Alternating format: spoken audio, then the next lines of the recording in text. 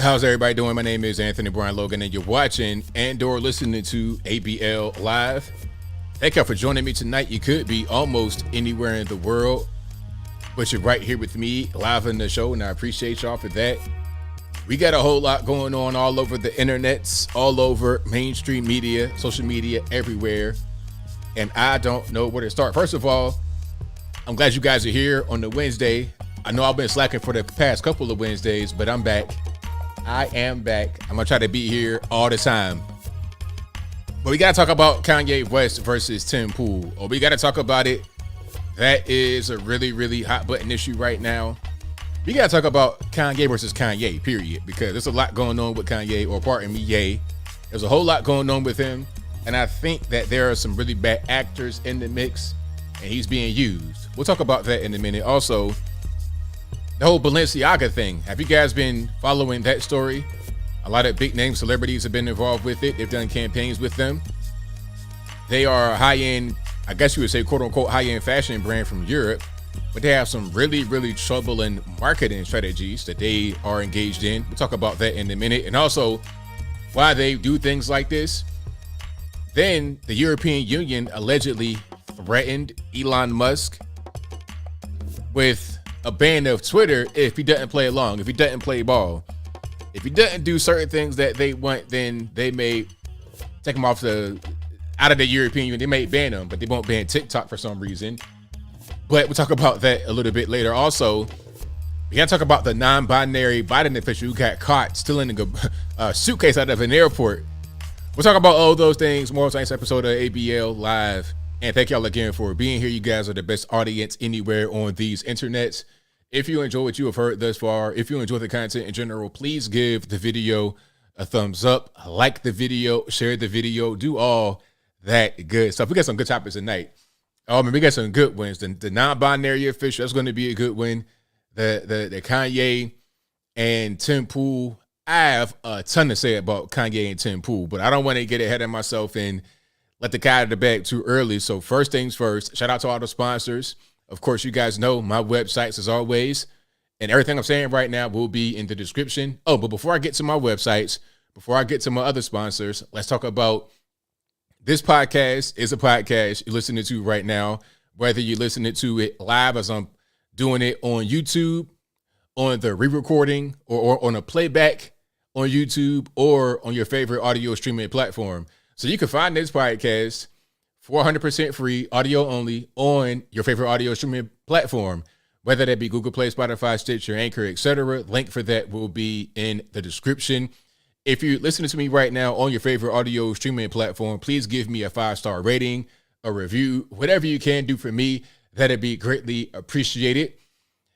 And it'll be available 8 a.m. tomorrow morning. So today's Wednesday, December 30th. It'll be available tomorrow.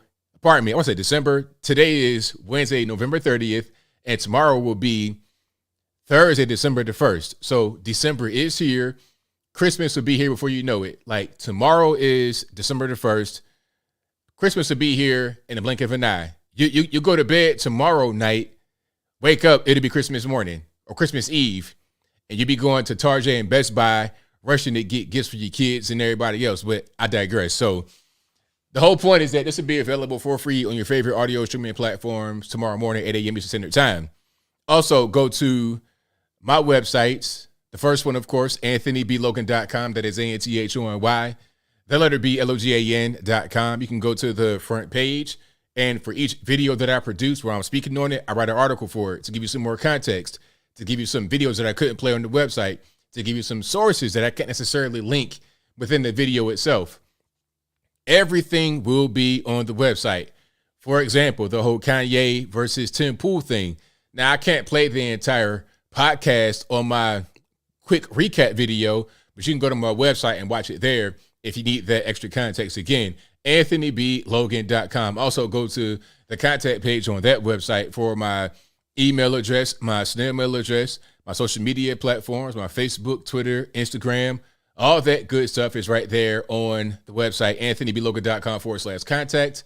Go to ablmerch.com. That is ablmerch.com. We got hats, we got t-shirts, we got stickers, we got hoodies, we got more. all on the website. Tell a friend to tell a friend. Check the site out. Also, what else I got?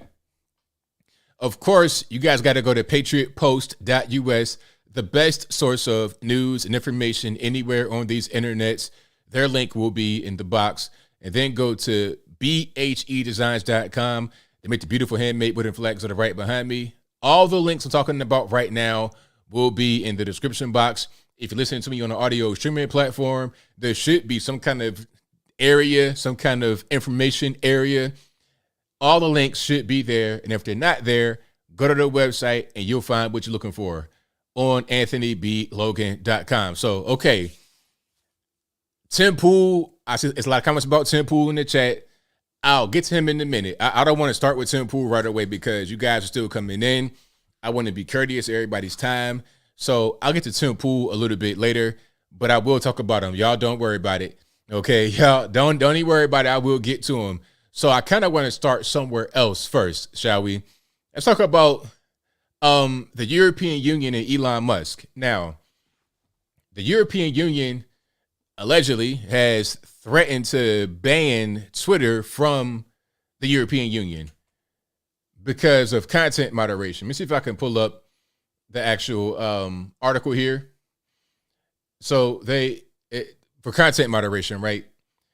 And a lot of it is because Elon is there. Now, understand Twitter. If you don't know about Twitter, if you're not over there a lot like I am, you could pretty much find whatever you want on Twitter. And it was like that before Elon Musk got there. And when I say whatever you want, I tend to mean things that are legal. And before Elon got there, quite frankly, there was a lot more illegal things on there, if you catch my drift. I don't want to be too specific because we're on YouTube's right now. We got little babies watching, and I don't want to get flagged down or nothing like that. But there were some things on Twitter that shouldn't have been on Twitter. And when Elon came, a lot of those accounts that were posting this kind of stuff, this really explicit stuff that shouldn't have been there, they were getting nuked off the platform, okay, which is a good thing. But still, the European Union says, well, your content moderation is not really what we desire. And I think that's because of certain guys that have been reinstated, like Donald Trump. The way I read this, and I'll put this article on the screen, the way I read this is, hey, man, you reinstated Donald Trump's account. We don't like that. You know, you need to go through a rigorous process before you just reinstate somebody. You see, the EU has certain rules for tech companies to follow. They want you to do things their way. They want you to be open to an audit. They want you to pretty much be part of their government. And it's weird because you talk about China, right? China, they'll have government officials in your company. So let's say you are a ByteDance or Tencent, you own TikTok or whatever the case may be. You may have random Chinese guy to be the face of the company, CEO, COO, or whatever it is, but he isn't really the boss. He's just an employee. First of all, he's an employee anyway, but he definitely has no real power because the government is right there, right next to him. It'd be the boss of the company or the guy that runs the company, the senior leader of the company, right next to Chinese Communist Party official, right next to him, because they're going to work together. Once you become a company of any kind of note in China, you will be part of the Chinese Communist Party. Okay? So, and I say that to say this, that appears to be what the European Union is trying to do through a different way. They may not send one of their officials to actually work at Twitter or to be a boss at Twitter, but they're saying, hey, if you want to operate in the European Union, you got to follow this rule, that rule, this rule, that rule that we set arbitrarily. You need to have better content moderation on some of your stuff that you allow to get through the cracks. But a lot of this stuff is not really things that it's not really consistent with how they talk about what they want. Because check it out. On TikTok, TikTok is really bad. A lot of you guys may enjoy TikTok, and that's fine. I'm not trying to hate on you. Nothing against you. I'm talking about the Chinese Communist Party and what they do to us. TikTok is a surveillance program. They record your keystrokes. So when you're on your phone, you're on TikTok, you're typing comments, you're scrolling, you're creating content. They are recording all of what they can record from your phone. They might turn on your camera, look in your house. I'm kind of exaggerating on the last one, but they might.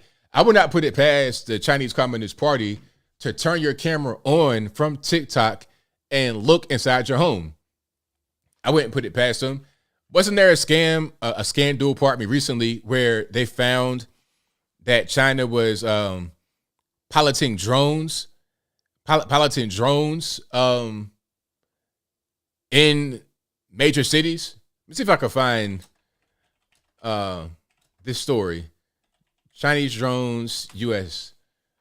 Okay, wait a minute. I see one article right here talking about the U.S. government keeps buying drones. That's not very smart. So here's a article right here. All right, check it out. Watch this. Now, you have not seen this story on the news. Maybe you have if you watch news a lot like I do. If you're a news junkie, maybe you saw it on the news. Maybe you saw it at 12 p.m. on a Tuesday on Fox or something like that. But this should be 8 o'clock, 5 o'clock, 6 o'clock, 7 o'clock, primetime headline news. See this right here? It says, senators alarmed over potential Chinese drone spy threat. And the subhead says, lawmakers who were briefed on hundreds of intrusions over the White House, Capitol, and Pentagon worry about possible espionage. Now, here's the thing about those drones. A lot of drones that you would get in the U.S., they're geofenced, meaning they can't fly over certain spaces. You know, it just can't happen. The drone won't go in certain spaces. But if you get them straight from China, they can do whatever they want. They don't have the geofencing on it. And a lot of these drones are spying on the U.S. They're spying on us. They're spying on government officials. They're spying on official government business in Washington, D.C. and all over the country. And they also have these centers in, New York. So I'm going to get back to the whole thing with Elon and TikTok, Elon and Twitter. But I'm talking about China right now and what they do. Aside from TikTok, they spy all the time. They spy, they steal. They're just whatever. But the European Union appears to give them a pass, right? Oh, so China, what do they have? A police station? It's okay. So let's check it out. Let me see if I can find it. Police service centers. There we go. That's what they're talking about. So China has these things called police service stations. And what they do is, so for example, in New York City, they have a police service station, at least one of them. They got all over the world. You see, they got them in Africa. They got them in South America, Mongolia, of course, all over Europe, Japan. They got them in Cambodia, everywhere. Brunei, for some reason. Now, the whole purpose of these stations is for Chinese officials to convince, persuade, blackmail, or whatever they can, former Chinese residents, dissidents, whatever you want to call them, to come back home. That's what they want to do. And they go through extreme measures to be able to do it. And these centers operate just randomly in the city. They got them in New York City, or at least one of them is just right there. It has Chinese characters on it, part of the regular landscape. Okay, you have a Aeropostale clothing store right there, a Popeye's chicken right there, and then right in between that, you got a Chinese Communist Party service center trying to convince Chinese citizens, people that are born in China, or whatever the case may be, to go back to China. All right, and they use very,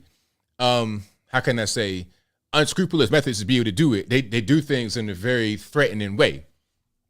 So China does all this. They got the police service stations. They got the drones. They got the actual spies like Eric Swalwell didn't come across, Miss Fang Fang. You got all of that going on.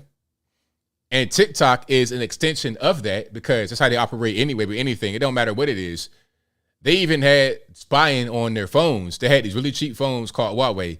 And I had Huawei phones too. I ain't trying to get it twisted. But through the Huawei phones, they were alleged of spying.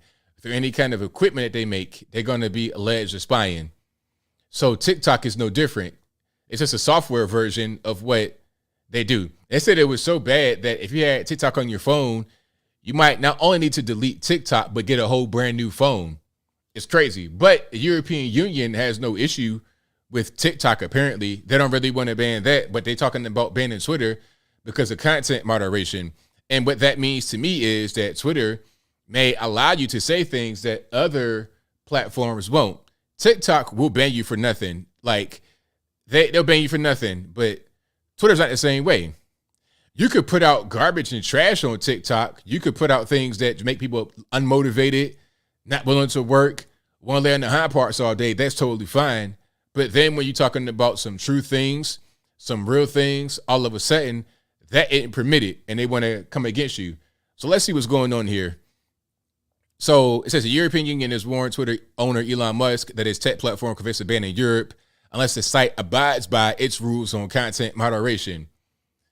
So again, what does that really mean? What are these rules, and how are they being enforced? Are they being enforced only on the Twitter.com, or are they being enforced on Facebook?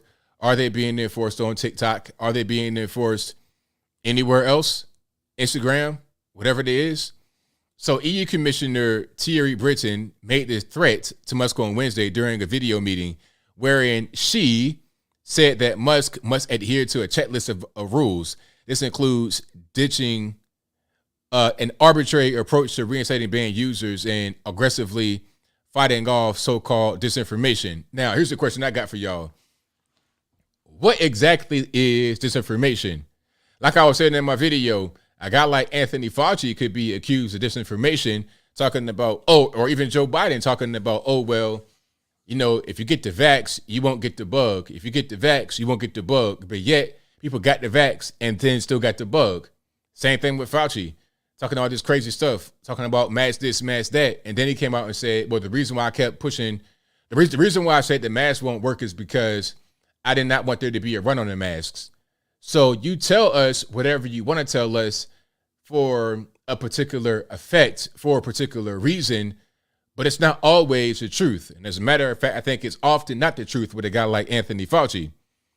You could pretty much all agree on that one right there. Usually with him, it's not about the truth. It's just about what is politically expedient to do. But let's keep on going here.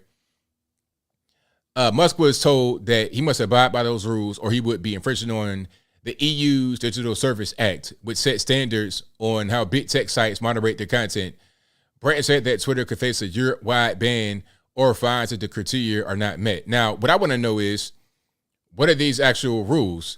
And by the way, Musk said that the DSA was reasonable. So if he's not really having an issue with the DSA, if it isn't really a problem, then my question is, why would they approach him talking about, hey, if you don't do this, you're going to get banned? That seems like it doesn't make any sense if he doesn't have a problem with it. If he's cool with it, doesn't have a problem with it, then he's going to adhere to it. But I think they want him to go a step further and to ban certain people or to put him back on the ban list like Donald Trump. They don't want him to be there. They're trying to find a reason to get him out of the way, but they don't really have a reason. So they're just going to say, look, we want better cooperation, all this and that and the third. But there's no real reason to ban a guy like Trump. Not in the least bit. So, but getting back to it, Elon is doing a great job with Twitter. Is it perfect 100%? Are both sides going to be totally 100% happy? No, but I think what I like about Elon is that he is able to kind of be in the center. Not necessarily a fence rider, but somebody that, I feel like you can't really be too far one way or the other. You got to be in the middle to deal with people and understand them and let them know that you know what makes them tick and just help them through the process they got going. Because at Twitter, you're going to have a variety of employees. You're going to have the blue hair, SJW, hands up, don't shoot, Black Lives Matter, the trans, elemental PQPZ person. Then you're going to have the regular normie guy just working every day, taking care of his kids.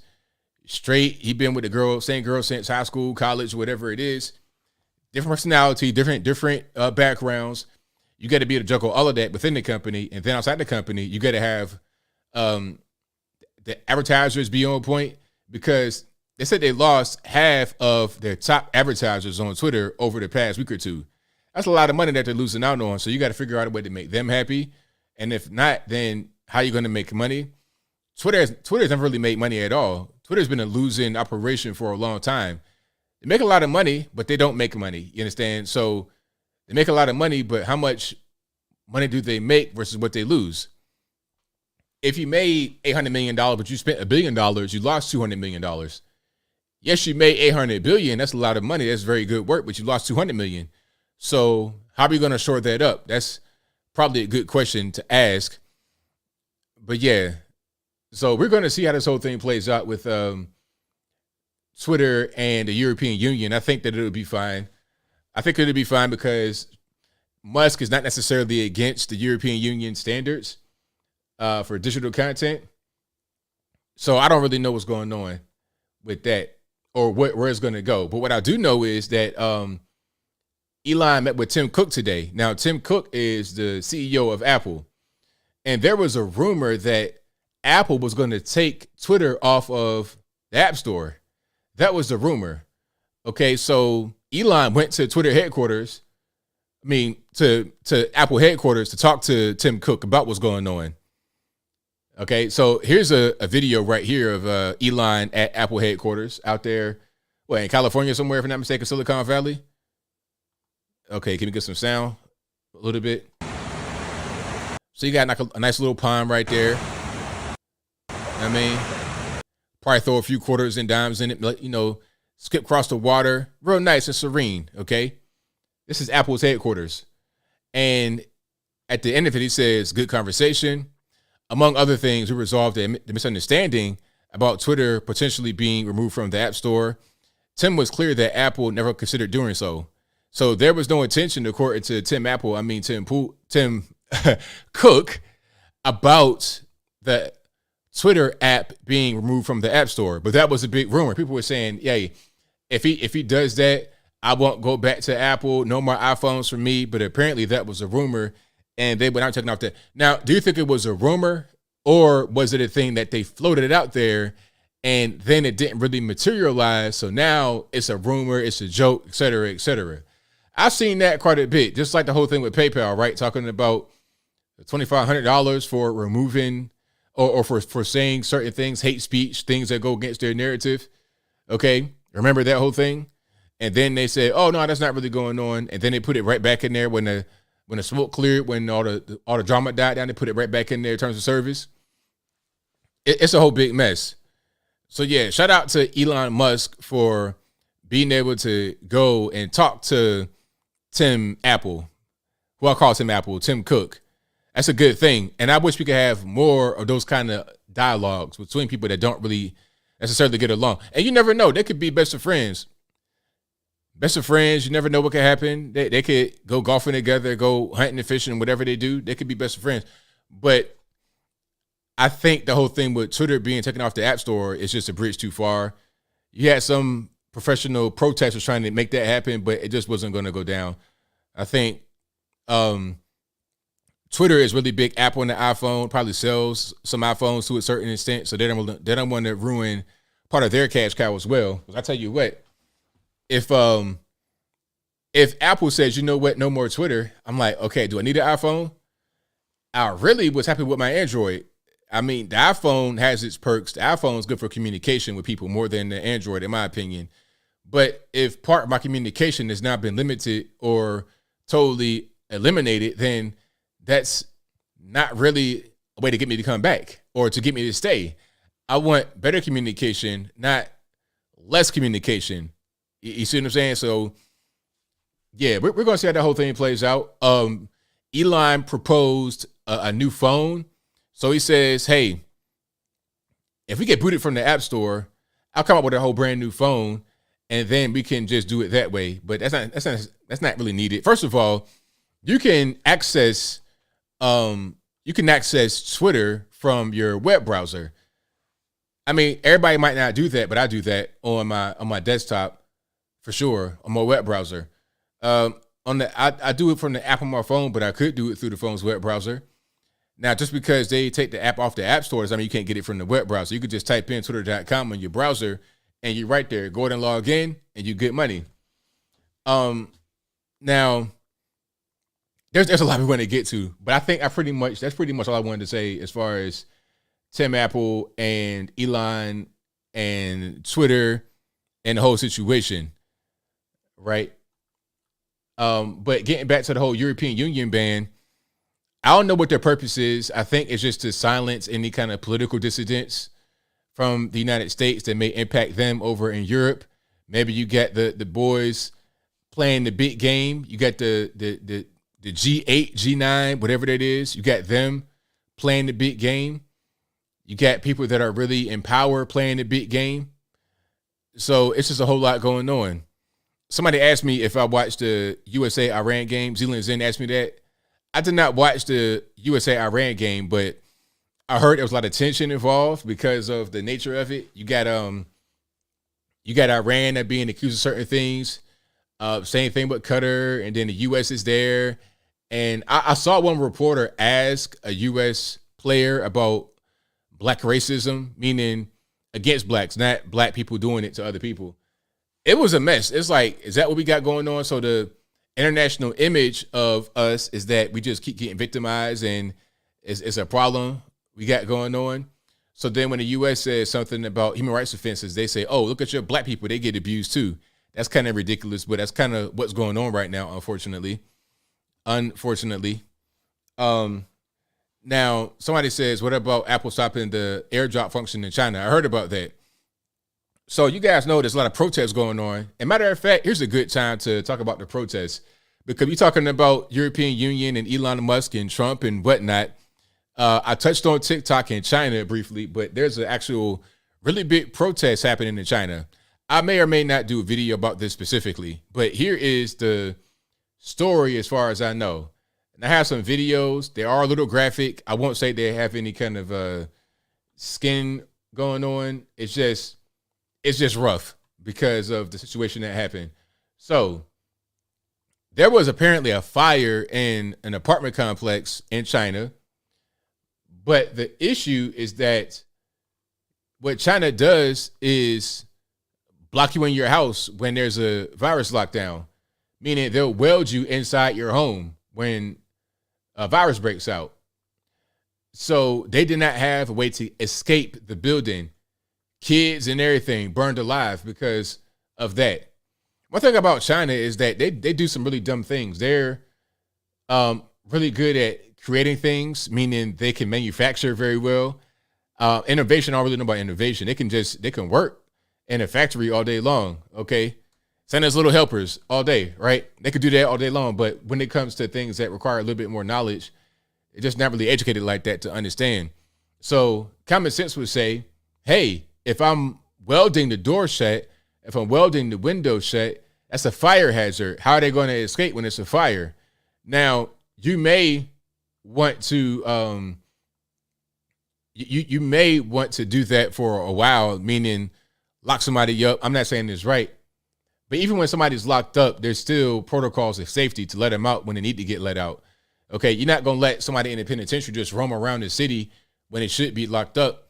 Okay, lock them up, but can they get a little bit of time to go outside? Is this really safe? Is there a fire hazard here? Because if everybody's in their apartment, and they're locked in there, they can't even escape, and the fire breaks out, what happens? They give zero F's about their own people. That's right, JB. They don't care at all about their own people. So that's why that's part of the reason why I think the whole thing with China and the lab leak, I think it was a real lab leak. They didn't really care that they got out. I don't think they set it on their own people, because this whole thing with the mandates and the lockdowns has hurt them more than it's helped them. So I don't think that makes a lot of sense for them to do something like this on purpose. You know, to infect their own people and then let them travel around the world to infect the rest of us for economic power. I don't think that makes any sense. I think that they'd much rather have their people back to work and not necessarily caged up. But maybe I'm wrong. Maybe I'm incorrect. But I think that's not really what they're trying to do. They're trying to get people to actually go out there and work and make stuff for the West. But then again, maybe these guys aren't factory workers. Who knows? I don't know what they got going on, but I know that there's some stuff that I don't like seeing. Now, here's a video I want to show you guys. I'm not going to play the sound. The sound is pretty horrific, actually. You hear screams and whatnot. So you can see this burnt out husk of a building. And you see what it says. It says families in the high rise in China were locked into their apartment buildings as a building caught fire. Urumqi, Xinjiang province. They burned alive as they couldn't escape, and no one could hear. They couldn't get to them in time. This is directly from on the CCP and Xi's zero COVID lockdown strategy. So here's the look at that, and look at what it did to the actual door. So there's some kind of wire going in the door. I'm not sure what that's anchored to, but it's some kind of wire going in the on a door handle that is preventing it from being able to move. So you're literally being locked, welded, trapped inside your own house because of what? Because of this virus that is so soft and so weak it can't really kill you unless you're elderly or very obese. I mean, it's crazy, and it's not getting any more potent as time goes on, and it won't go away. So you got to ask yourself, what's the point in doing it? Okay, what's the purpose? Let me see if I can find something right here. All right, so that right there is another way a door has been jammed, locked. If it's me, I'm finding the way out. I'm sorry. Like, we're going to have to, if you come to my door talking about, you ever here to deadbolt your door from the outside, we're going to fight to the bitter end. We're going to fight to the death. I'm no fighter, but you're going to get fought that day for sure. You're going to get fought that day. We're going to fight to the death.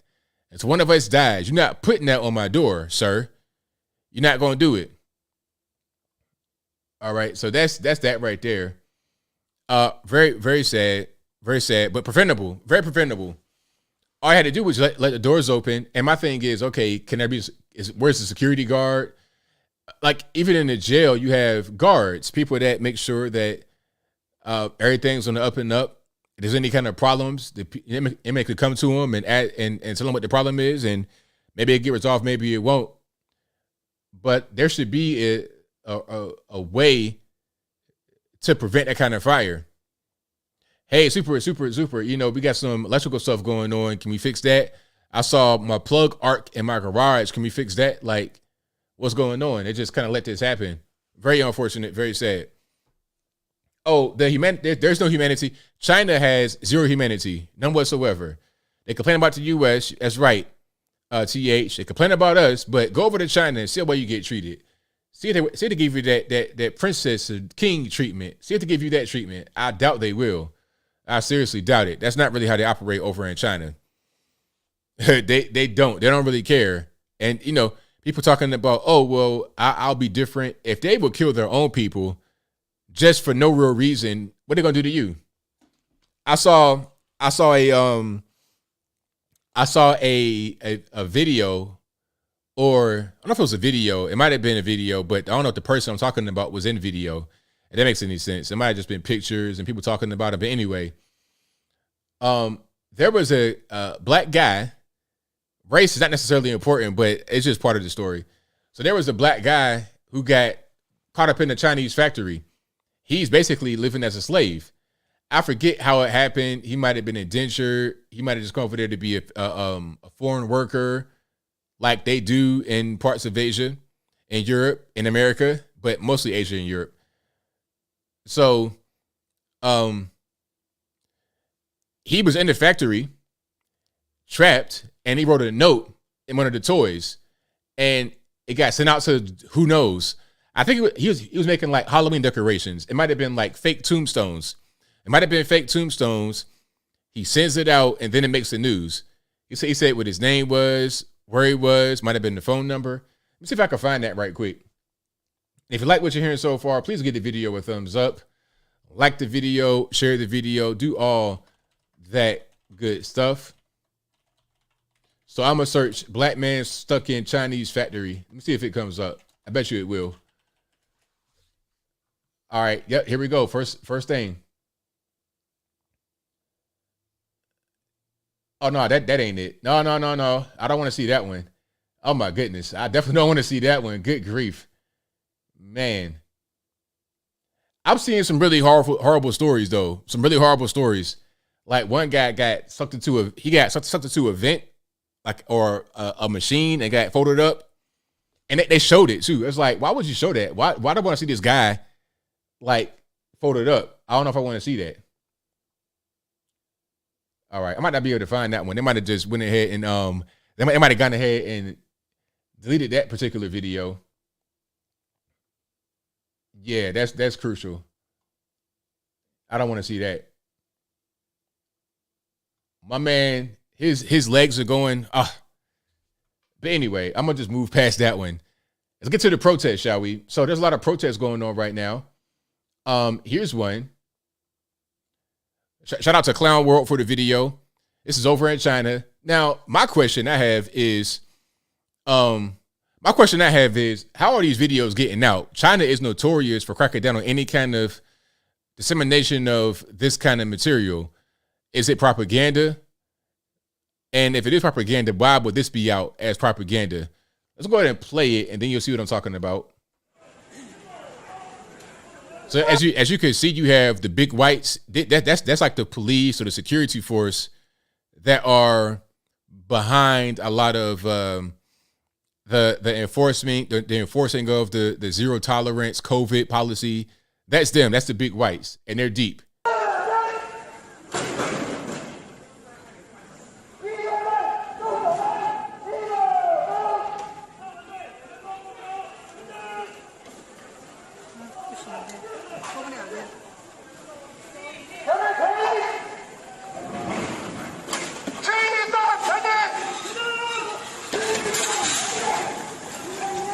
I mean, imagine living here in this environment with the big whites. It's terrifying. All the different kind of the color passport. So in China, you have this digital passport, right, on your phone, I suppose. Digital passport. And if it's green, you're good. You can go wherever you want. If it turns red, you're pretty much homeless. You can't go back to your house.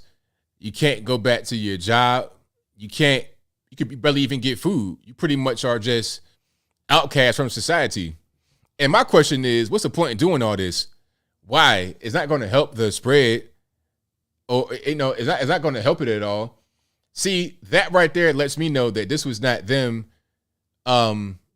releasing it on purpose. The Wuhan lab, we all know where it came from. It came from the Wuhan lab.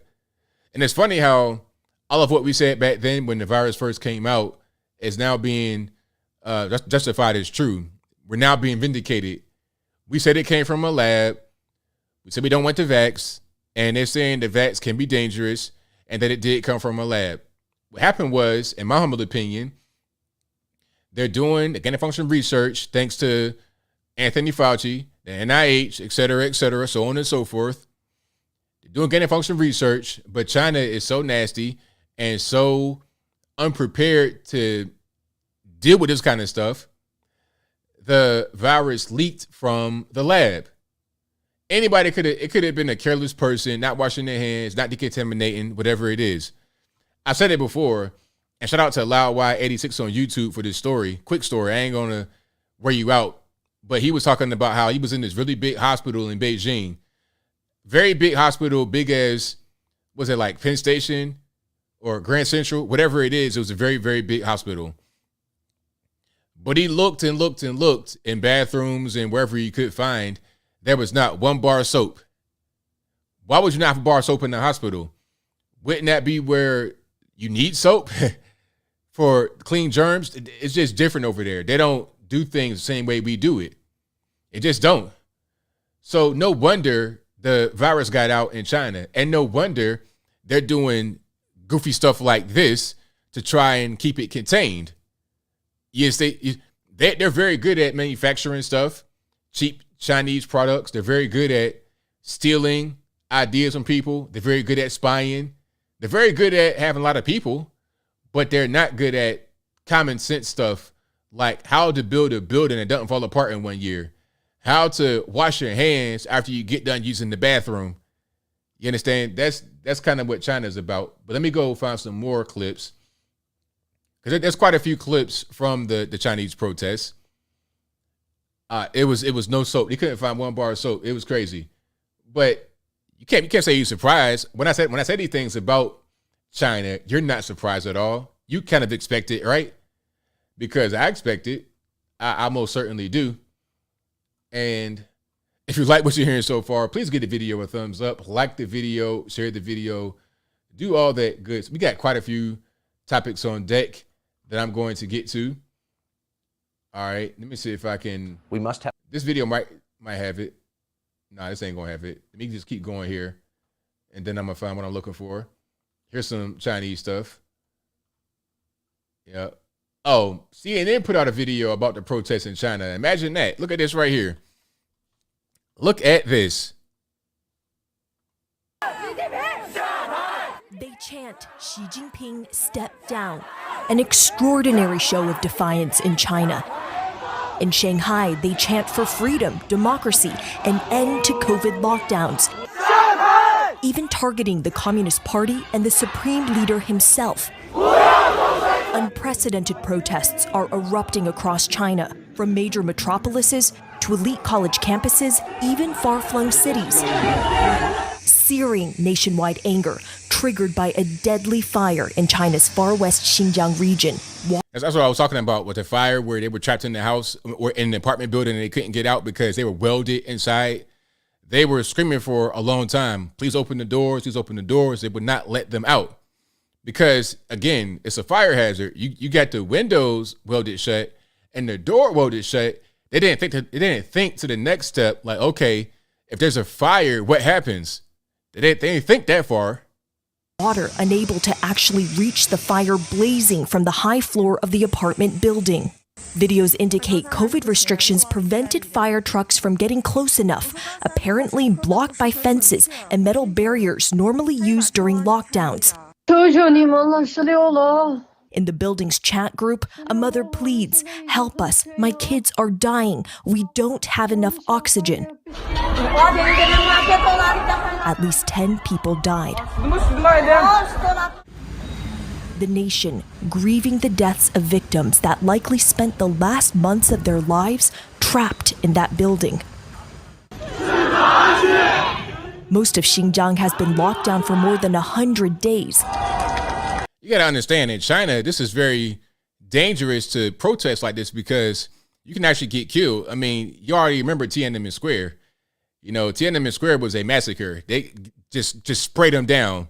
The authorities, quote unquote, sprayed them down out there for protesting. So this right here is very dangerous for them to do. But this could actually change China because there's so many people in the nation. If they all kind of just come together and say, okay, no more, it's enough, they could overthrow the government. There could be a coup. But I don't know. It's going to be kind of rough because the government versus the people is going to be a tough battle in a place like China. The protests even spilling into the capital. So here's the thing about Apple. I mean, what somebody brought up earlier, they allegedly turned off a key airdrop function right before the protests.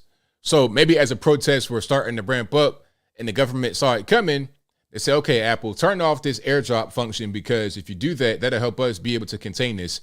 That could have happened. I wouldn't be surprised if it did happen. They're chanting that they don't want COVID tests. They want freedom. And many people are also... So they have up blank sheets of white paper. That's part of their protest. I'm not really sure why they have that, but that's what they do. So if you're seeing the pieces of paper and you're wondering why are they blank, that's why. That's part of their protest. Blank sheets of white paper. And many people are also holding white papers in their hands, which is a sign of solidarity against censorship. Okay, so basically that's what it is. It's about censorship. They sing and cheer, shout to be unsealed, and some even break down into tears. A man with a loudspeaker shouts, "We always support the Communist Party, but we want democracy and freedom." Really? Is that going to be possible? I think not. How are you going to support the Communist Party, but at the same time want democracy and freedom? That's not how that works at all. I asked a protester how he was feeling. Overwhelmed, he said. All conscientious Chinese people should... I don't know. I'm not really... Some of this is kind of... it's a little fishy. Little fishy. Come here and stand together. I said, you realize there's a risk being here. Of course there is, he responded. And if we just turn the camera around, you'll see there is a row of police.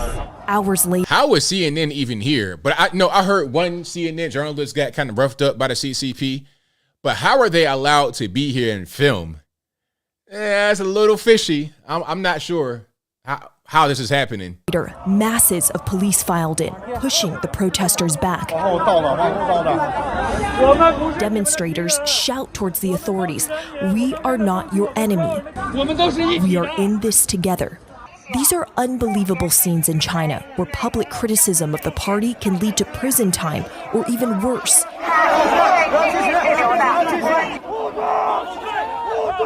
In Shanghai, police arrested roughed-up protesters, violently dragging them into cars.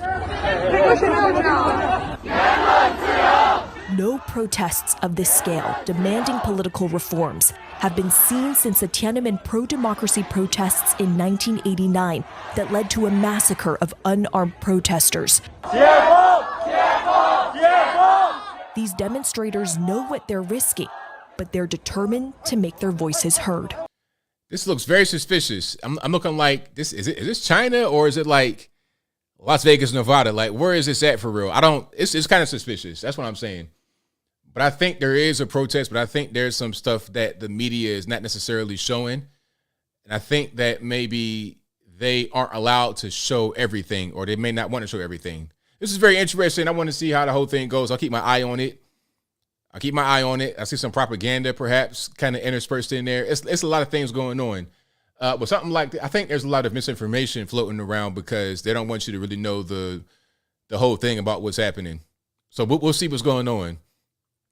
We shall see. All right. But that's kind of what's happening right now in China with the protests over that fire that happened. People were blocked in their homes, and then all the tests they're trying to run. And also, there's been some videos of the drones in China. So there was a drone in China spraying chemicals on people. Like, it said, like, quote unquote, disinfectant. But how do you spray disinfectant from the sky onto somebody's head? Matter of fact, here it is.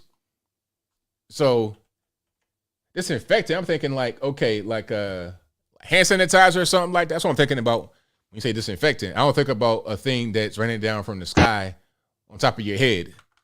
Here's a video right here I'm talking about of the so-called disinfectant. Look at this.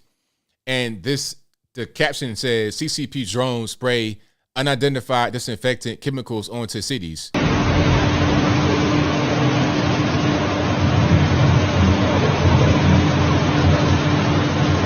I mean, imagine you come outside and there's a drone above you spraying just random stuff on you. Just random stuff on you. Like, what is that? I'm cool on that. You got chemtrails, that's bad enough. But this right here, and I could feel the whole mist. Like, what is that? I don't want that on me. Get that off me. Nah. Let's shoot that down. But, you know, in China, they don't have guns in China. So whatever the government tells them, they're kind of at their mercy unless they all want to get together and be like human shields and try to fight it that way. That's supposedly in China. I'm not really sure where in China, but they had these drones outside just spraying chemicals. I'm cool on that, man. I don't want no chemicals on my body. Just spray. Like I said, chemtrails bad enough. Fluoride in the water bad enough, but a drone just spraying me like a car wash? Nah, I'm cool. I am cool. I'm good with that. No way. All right. So here's an aerial shot of the quarantine camp that they have built. So you get a red code for you go from green to red, where you get sent here to a quarantine camp. And you know that they're building these places with the most shoddy construction possible. Very shoddy. It's going to be a mess. That's probably going to flood right there too. I don't see any kind of proper drainage or anything. It's going to be a mess. Look at this. It's like storage boxes for humans.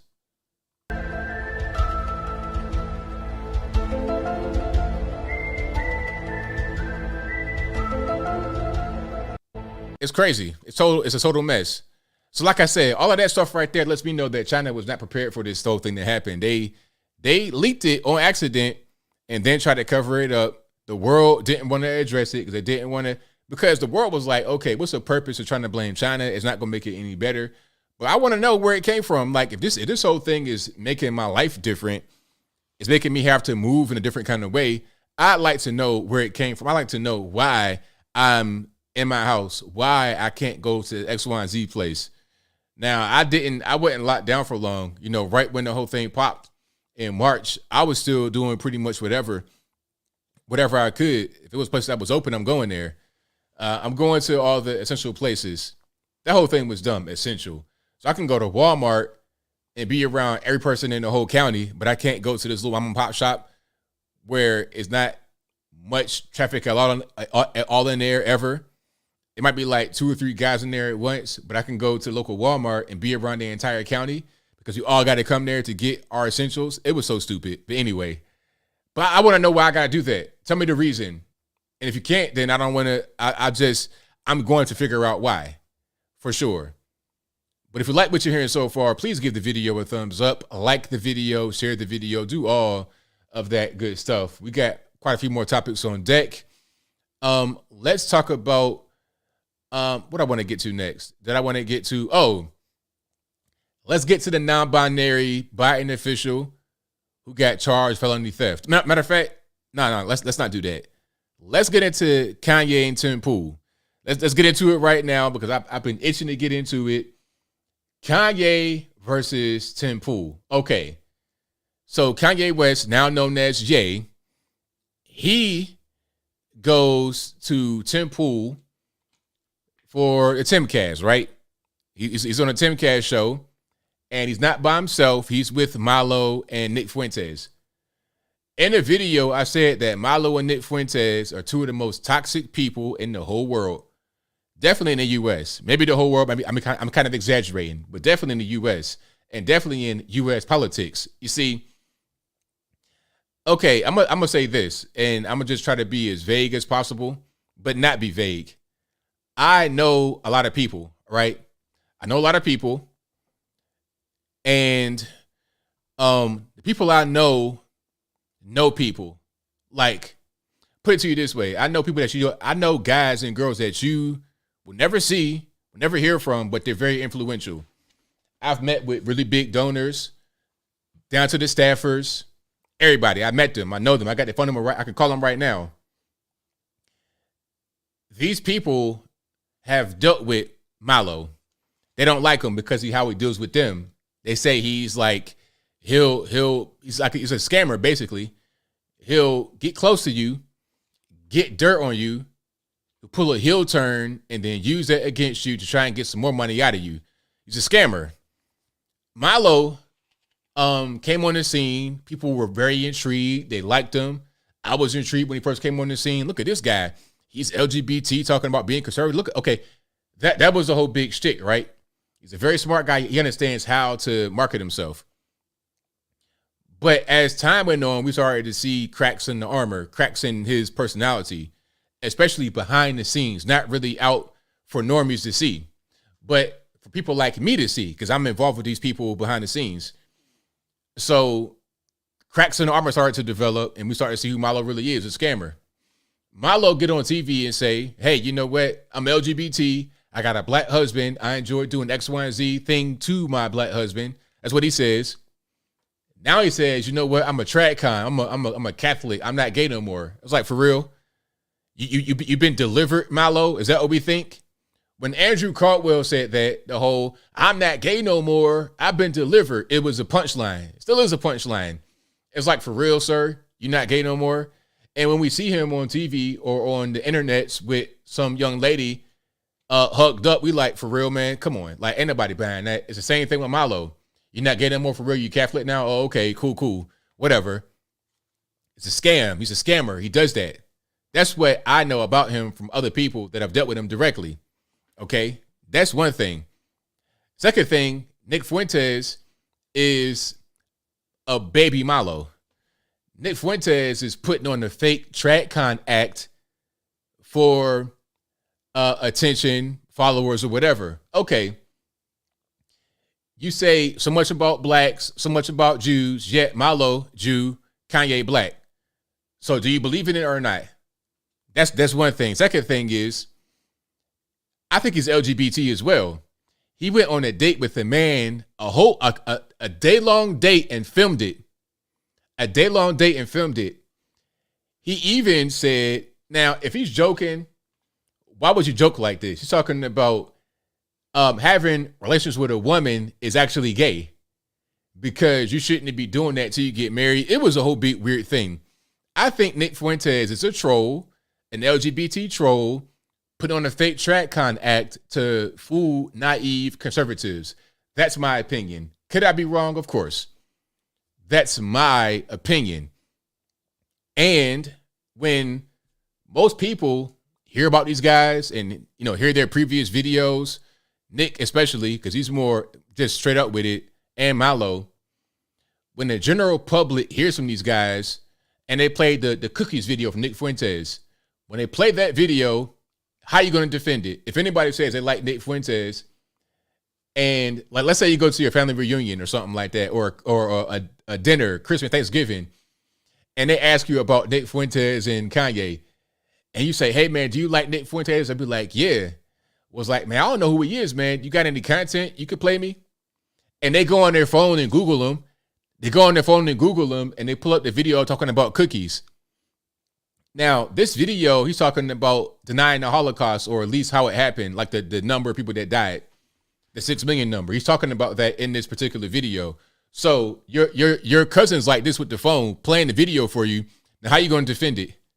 Now, multiply that times the entire U.S. population. So if Kanye is trying to become the president, how is he going to be able to defend these guys? Check it out. Check this out. Now, Kanye got introduced to Milo and Nick through, Milo first, through one of Alex Jones' producers. Okay, because right when Kanye put out the DEF CON tweet about the Jays, he gets a lot of contact from canceled people. Okay, Alex Jones, et cetera, so on and so forth. So one of Alex Jones' producers says, hey, man, you should get with Milo Yiannopoulos. He did not know Milo's before that. So he doesn't know the whole history of Milo on the internet like I do, like many of you guys do. I was covering Milo back in 2015, 2016 when he was really relevant.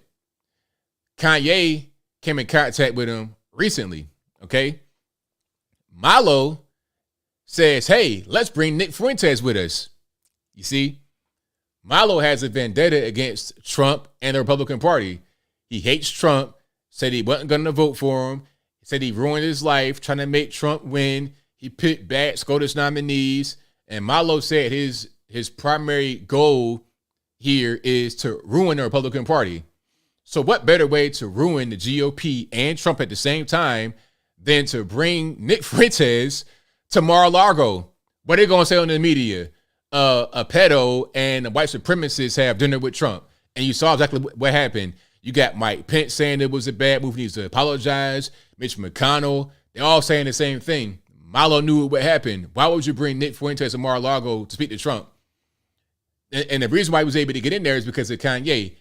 Kanye had a dinner with Trump already planned. Kanye brings these guys without Trump's knowledge. You see what I'm saying? So it was a setup. They used Kanye. Well, Milo used Kanye to attack Trump by bringing Nick Fuentes and himself to Mar-a-Lago. They could have just been there and been quiet the entire dinner. It doesn't matter because they were there. So that'll be taken and run with. Trump said, look, I don't know who Nick Fuentes is, but Kanye was saying that Trump liked Nick Fuentes. Trump's, look, I don't know who Nick Fuentes is. I don't know anybody else. All I knew was Kanye. It was uneventful, et cetera, et cetera. So Trump's not feeling these guys. The GOP's not feeling these guys. Nobody knows who these guys are really in the general public except for the internet. So what is Kanye really doing? I don't understand. But anyway, I do remember, J-Bay, that Milo used to call Trump Daddy Trump, but that changed. That definitely changed. And he's not like Trump anymore.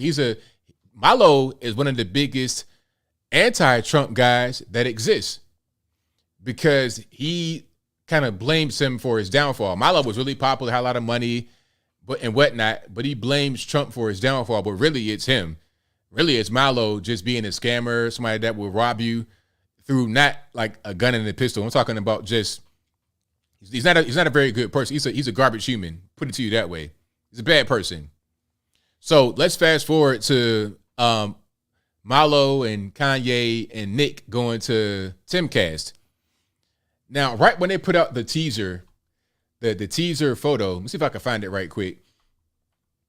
Right when they put it out, I was like, oh man, okay, this can be good.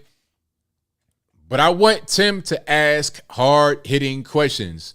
I want Tim to ask hard-hitting. I don't want him to be a yes man. That's part of Kanye's problem. Kanye likes yes men. Kanye likes you if you're going to tell him whatever he wants to hear. If you don't basically kiss up to him, he's not going to like you. That's Kanye, from what I'm able to see so far. So this is them right there on the private jet. Okay, that's Kanye right there, obviously in the blue hat. There's Nick Fuentes right there on the left in the hoodie. And then that's Milo right there reading that Bible. So cringe. It's like, Milo, come on, man. You are LGBT, famously LGBT. This is an act. You are pretending to be TradCon Catholic. Come on, man. Stop the nonsense. Same thing with Nick. Kanye thinks these guys are legitimate, but he's going to be very upset when he realizes they're not. Kanye cries about having these guys around him that are part of the tribe, that are using him, abusing him, leading him astray. Meanwhile, Milo is the worst possible guy to have around you. Milo is a new handler who's a J, but aside from the whole J thing, which I don't care nothing about that. That's kind of a racist argument to make, in my opinion. But aside from the J thing, he's just a garbage human. And then Nick Fuentes is just there for the ride. He's just trying to get some popularity and fame. He doesn't really care about any of this stuff, for real. But Milo has his own agenda. So I think the problem here is Milo. That's my whole thing. He's always doing that in pictures, One Hope. So it's like he's kind of trolling you. Yeah, I'm snorting the bump right now, but I'm also reading the Bible. That's kind of what I get. You know, I kind of pick up on this a little bit on the messaging here. Okay. I pick up on that. But let's get to the actual podcast if I can find it. So the podcast, from what I was able to see, didn't last long. It didn't last long at all. Well, it lasted for a while, but not with Kanye and them on there. They were on there for a little bit. I'm gonna play right here how the podcast was introduced, because the whole thing about the J question was not brought up at first. The whole thing was about the dinner between Trump and Nick Fuentes and Kanye and Milo. That was the whole initial question. But Ye decided to just skip away from that and go straight into the J question, which was not the intent of this show from the beginning. That was going to be going on later. You know, Tim Pool didn't really want to address that too much because it's one of those third rail topics that you can address, but it's just it ended the way it ended because Ye did not want to follow the format. Let's go ahead and just play this part right here. This is where they talk about the dinner, and you'll see how long it lasts. Like Alex, remember, and I've been pulling together a Hold on. Let's go back a little bit. Fest tonight. Well, yeah, I started 5 p.m. Pence says Trump should apologize. It's wrong to give anti-Semite a seat at the table. This, of course, is related to a dinner that happened, and I was wrong a little on the details. So a dinner happened. Nick, you were there. Ye, you were there. I just want to start off by, how did this dinner come to happen, and what happened? I was talking to Trump for about a month. We had scheduled the dinner in October, and then he announced for president. He pushed the dinner back to November.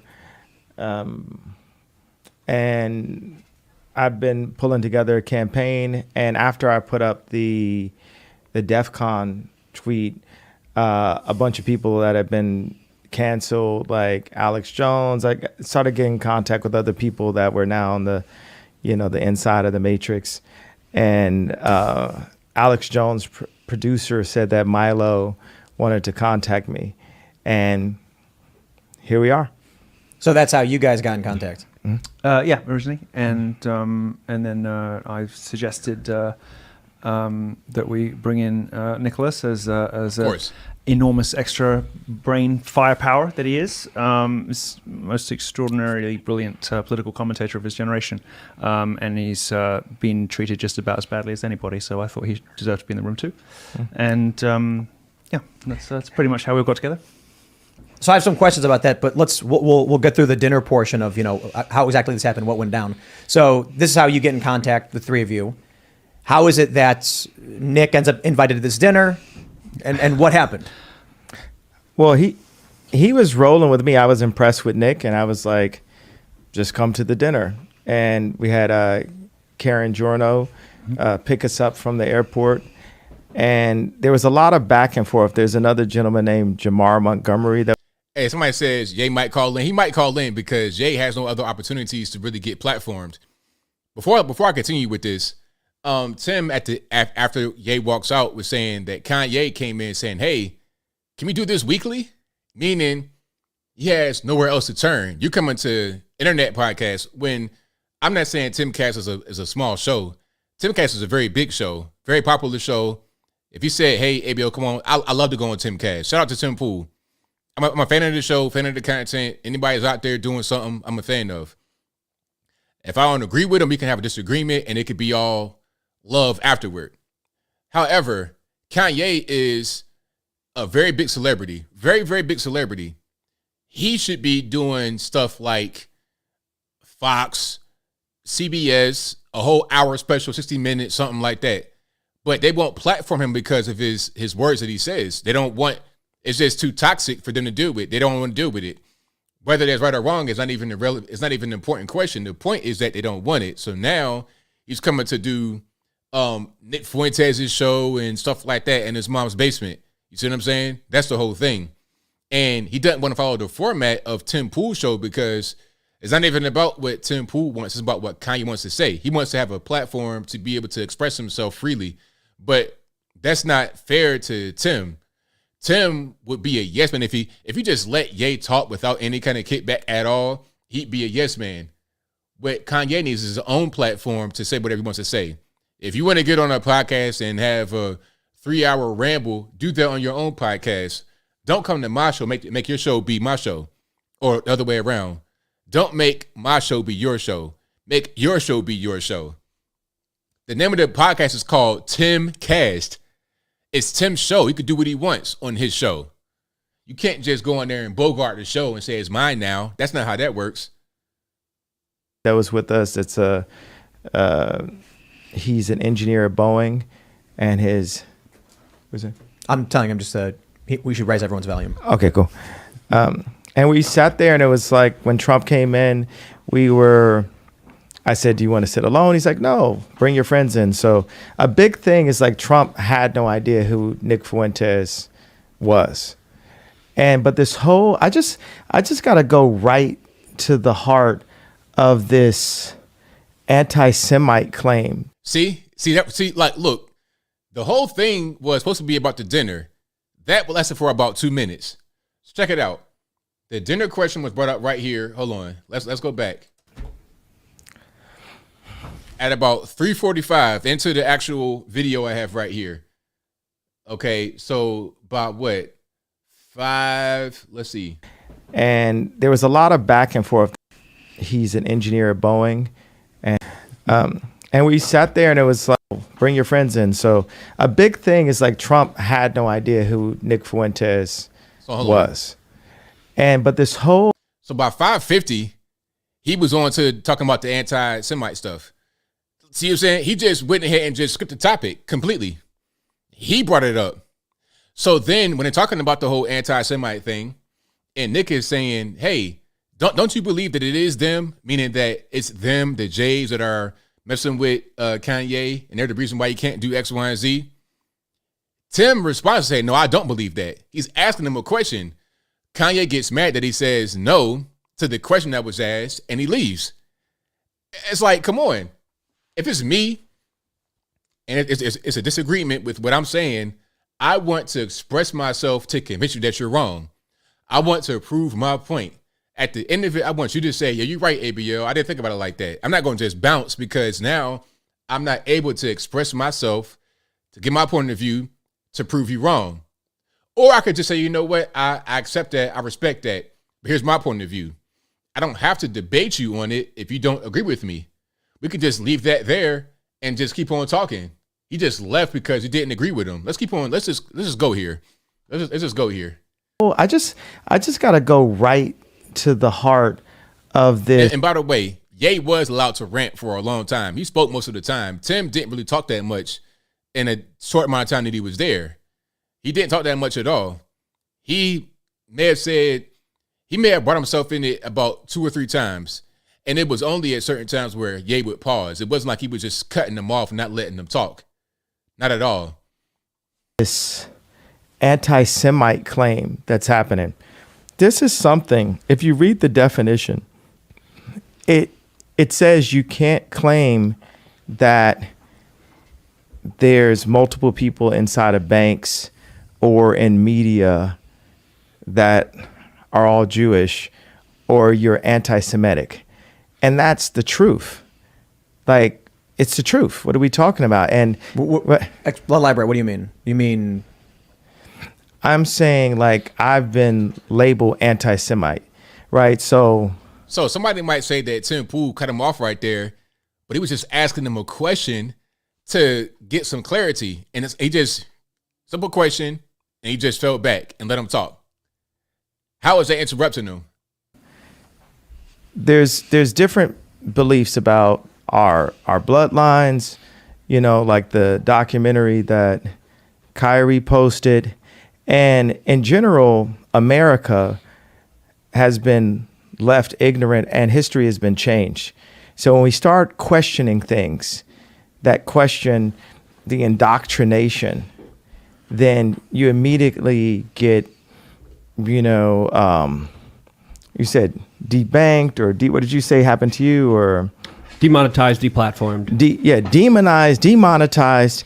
And what's so beautiful about this time is everyone got to see what's really been happening. And now we can really understand. We can see that Ron Emanuel was right next to Obama, and then Jared Kushner was right next to Trump. Ta-da! But so we're getting right into it, I guess, right? I was hoping to go for the news first before we got into all of this stuff. See, the format is on Timcast, talk about the news and what's going on. That's the whole format of the show. That's why you said that right there. That was the whole plan at first. You brought up the whole thing about the dinner. Ye just went to a different topic. And he did that quite a bit. First, it was the dinner we were talking about. Then it was the whole Jay question. Then it was something about banks and Kim K and just all kind of stuff. It was all over the place. And he even said it. Ye even said it during the interview. He was like, well, you asked me a question. If you ask me something, I'll give you like a bunch of different answers. I'll go all over the place with it.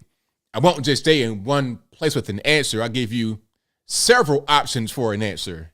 He said that right there. And he even got kind of lost while he was talking because he's all over the place mentally. He said that in this particular podcast right here. I'm not making it up. I think the issue is, one way to put it, is you're expounding upon a localization issue that you've witnessed, right? Let me clarify. There are a handful of people that you see are Jewish in a certain place, and then you associate Judaism with the power, whereas I view that as not relevant to it. Like, yeah, you're substantially more powerful than I am, but I don't view what you're doing as an issue of black people. Yeah, but have you ever? So, like right there, people were saying that, I don't know why is that a bad thing for him to say? He's just, it's called a talk. You talking back and forth. Okay, you say something, you express yourself, I express myself, we're having a discussion. Let's get into the question. Let's get into it a little bit deeper. Tim's trying to say that it's not about them as a whole, it's about certain individuals. That's what he's trying to say. That's his viewpoint. So now Ye can let him know why it's about a group, or he could just clarify and say, well, it's not all, it's just these guys. That's the whole thing. But Ye kind of disagreed with what Tim was saying. I think that's the reason why he got upset. You ever heard the term the black vote? So it's okay to put us in one net, but it's not okay for me to put them in one net. So this is Kanye revealing private conversations, because what happened was Tim and Ye were talking before this. I don't know if it was in another podcast or off the air, whatever it was. But I think Tim was saying something about Ye would be good for the black vote. But that's not necessarily a great comparison to make, talking about, oh, all Jews do this and they are ruining my life versus the black vote goes this way. You could look at 90% of the black vote goes to the Democratic Party. You could look at that. And you can see a guy like Ye would get a big piece of that black vote. That's just, I mean, it is what it is. You know what I mean? If we didn't vote in a monolithic fashion, it wouldn't be that way. If we voted more half and half, it wouldn't be no quote unquote black vote. Okay? So we know that based upon numbers that we vote kind of in a block fashion, unlike anybody else. Okay? Now, you're talking about the Jays or any other race, you got to be able to quantify how many of this particular race does this thing.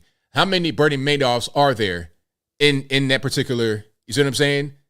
Then you can kind of compare it to the black vote or the Hispanic vote or the white vote. Then it would make sense to compare it.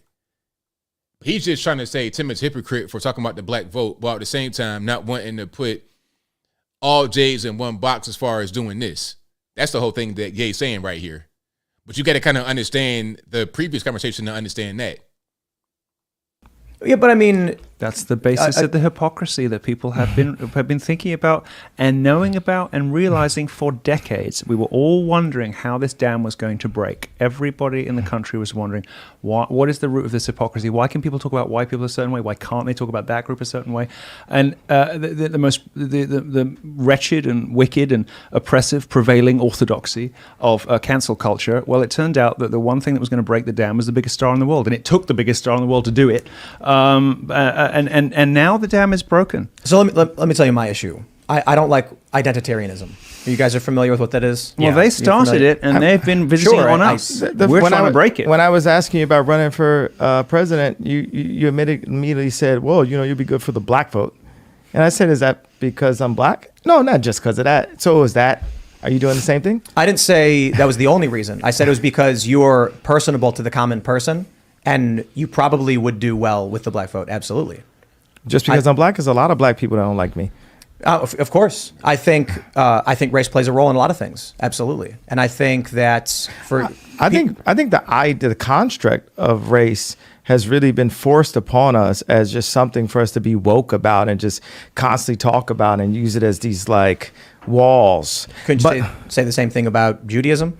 Well, let's look at the facts of what I'm saying, though. If you say in this neighborhood where they gerrymander, there's this amount of time. So, hey, I wasn't doing that. I was just gerrymandering the lawyers and the Hollywood executives and the people at the bank that debanked me and then froze my accounts. It's like we want to jump into protecting the idea that we can't put a net around something, right? But that's been my job as a producer, to take, a Roy Ayers sample and put a James Brown drum and put it within a 2 minute, 3 minute song. How did we get from talking about debanking and the J's to song samples? You see what I'm saying? It's all over the place. Sometimes Jay will say things that make a lot of sense, and then sometimes he'll just ramble himself out of any kind of logical thought. That's the way I actually think. And that's the way I talk.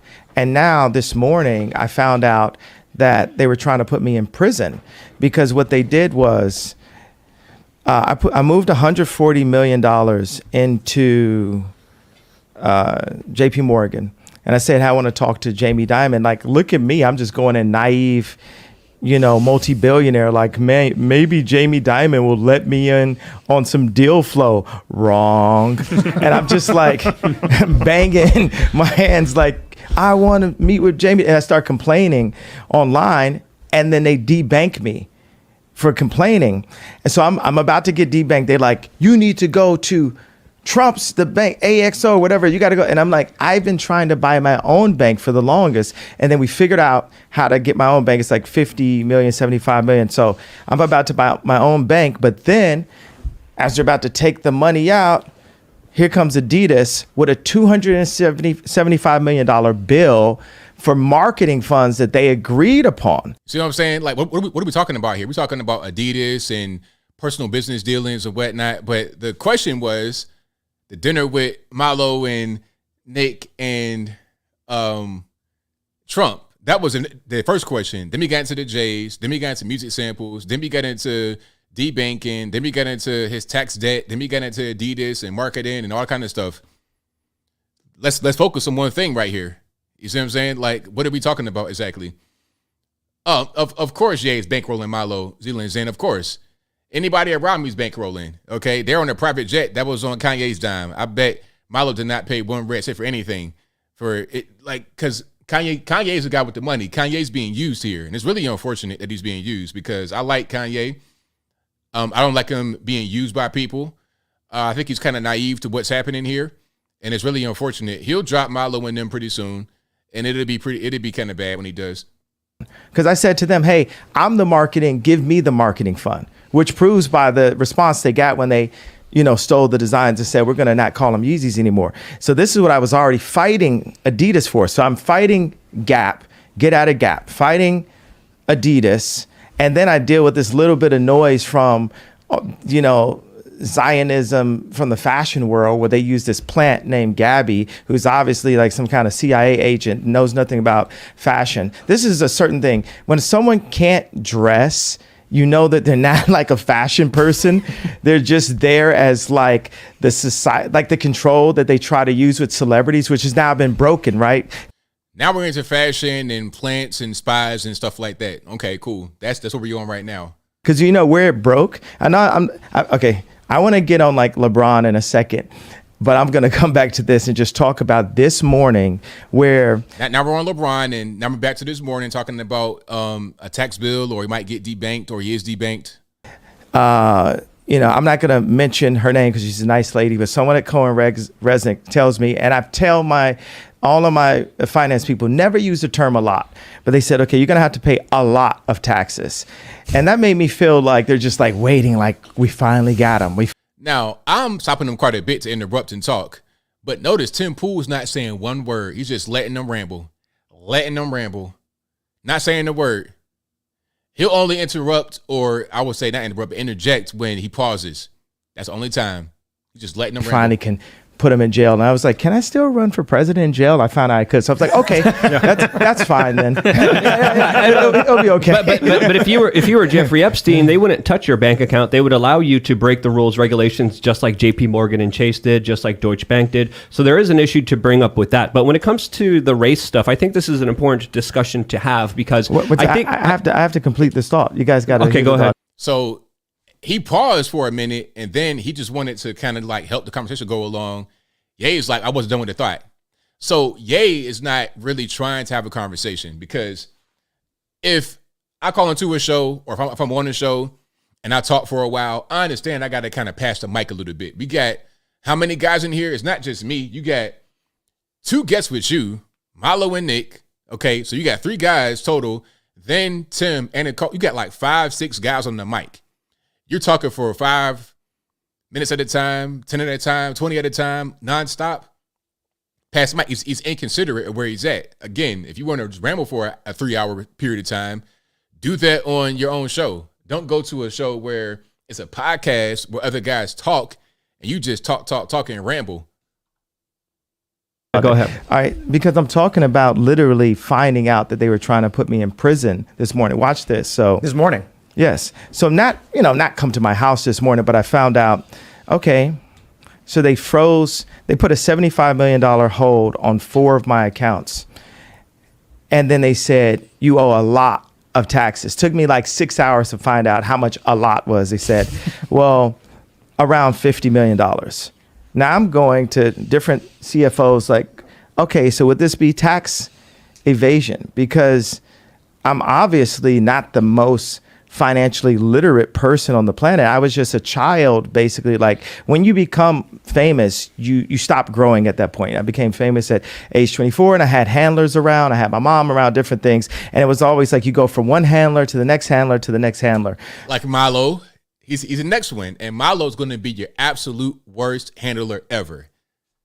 So now I get to actually learn how to run a company. I get to learn how to, to count.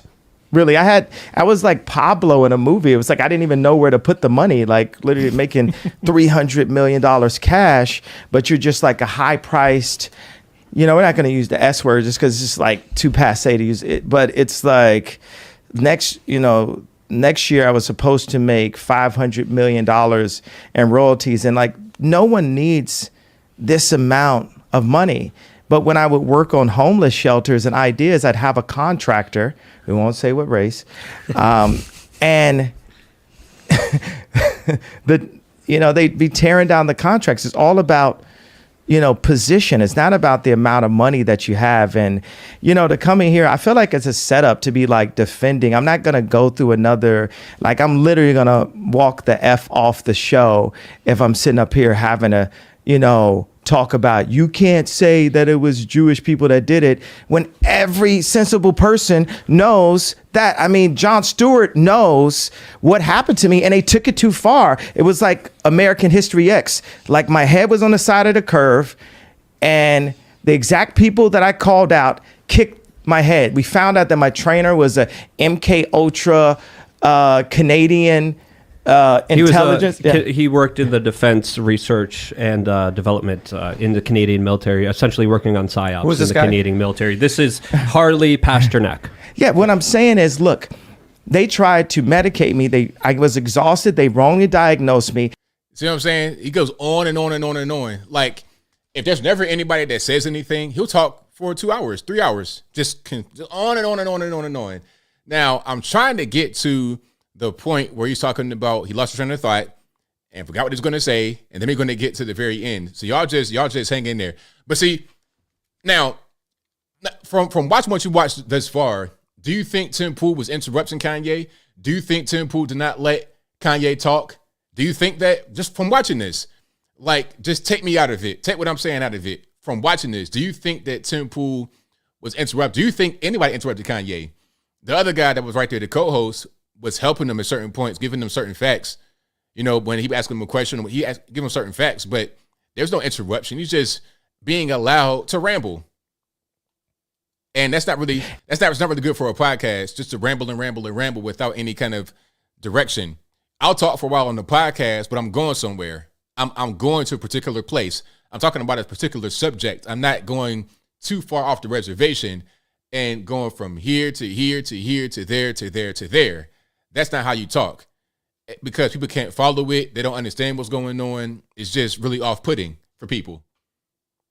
And they when I asked them, how much lithium did you want to put me on exactly? It took them 4 days to answer because they were embarrassed about the amount, right? And I refused to take this, right? You understand that if I had taken the medication, I would not be here, and it would have been, he was deeply troubled. We miss him. We love his music, though. Well, they would have Britney Spears you. I mean, look at they would have Michael Jackson or worse, yeah. So Look at what they did. Look at what they did to Britney. When she went in, she was tired, she was exhausted, she was in a bad way. But 10 years of that medication wrecked her brain. You can see it now. You can see there's not much of her left. You mentioned Pasternak was the name. Yes, Harley Pasternak. That's the text message that he posted that we were talking about before. Here's the lobotomy. Yeah. Before the show, obviously, I'm getting a bunch of messages from people. People are hitting me up, and they're like, "You shouldn't host them. They're anti-Semitic. They're white supremacists. They're racist." I do find the idea. I do find it funny or weird, or whatever, that Nick, they call you a white supremacist. You're here working with or for one of the most powerful black men, one of the wealthiest and most famous. But a lot of people were saying on the right specifically, don't platform them. Mm-hmm. And I said, well, I want to understand what they're thinking and why they're thinking it. So now Tim Pool is taking the time to talk during the time where Kanye pauses. He didn't interrupt him. If anybody, Milo did, because Milo spoke after Ye was speaking, right? So he speaks after Milo, and he's defending Kanye, talking about, hey, people said don't platform you guys, don't bring them on, but we want to bring you on. We want to hear your side. We want to be able to talk to you. So he's defending Ye here. So people talking about, oh, Tim Pool sucks, Tim Pool. I don't understand. I don't get it. I just call things for how they are, for how I see it. If Tim Pool needs to get criticized, I'll do that. If he needs credit, I'll do that as well. I won't just attack him because a guy that I like had a bad time on the show. That's not how it doesn't make any sense to me. They're involved in what may be the biggest news story of the past week, and we have an opportunity to sit down and talk. Because with the them. red media controls both sides. It just said it as simple as possible. Jared Kushner was next to Trump. Ron Emanuel was next to Obama. But see, since 1940, go ahead. I was going to say, isn't that an issue of these individuals? Like you're extrapolating. I'm going to order with the last of my money that's available in a different account. I'm going to order a PJ before I sit and have another Lex Friedman setup conversation. When I'm literally they're trying to put me in jail for my opinion. But I get that. I'm not going to have that opinion. I don't care about people. Those are bots that are trying to tell you. We realize, look at Pence. He sold Trump out. You get what I'm saying? It's like, I would have never wanted to do anything that hurt Trump. I'm on Trump's side. Trump said that. But you brought Milo and Nick Fuentes to Mar-a-Lago. But see, that hurt Trump. You don't even understand that. You don't get it. See, Kanye, I think he might mean well, but he's just not really prepared for this type of world. Trump understood politics because he was always involved with it. But Kanye is a guy that's from the music and fashion world. He has no clue about how politics operate. He has no clue how people really operate. He's around yes men all the time. People that say yes, yes, yes, whatever you want. He's not really fighting these political battles that he thinks that he's fighting. And it's very apparent. You're talking about having these handlers.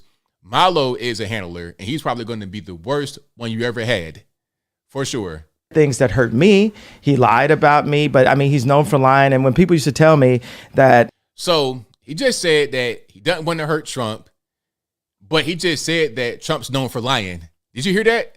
Let's run it back a little bit. Wanted to do anything that hurt Trump. I'm saying it's like, I would have never wanted to do anything that hurt Trump. PJ means private jet. I'm on Trump's side. Trump said things that hurt me. He lied about me, but I mean, he's known for lying. And when people used to tell me that, he's a liar, it's like, I went into the trenches for Trump. That's another conversation. There was no one in my position that wore that hat. And all of my surroundings exhausted me. It was like death by 1,000 questions. I know I'm jumping to another thing, but what I'm saying is, I know you got a rep for your people online, but it's you got a person in real life that I'm not with it, bro. I lost the money for the freedom of speech, and that's what makes me the only American that we know that really deserves to run the country, because everyone else, your boy DeSantis, Trump, whoever they raise in a petri dish over on the Democrat side is going to play the game. Look, and here's what I was trying to get to.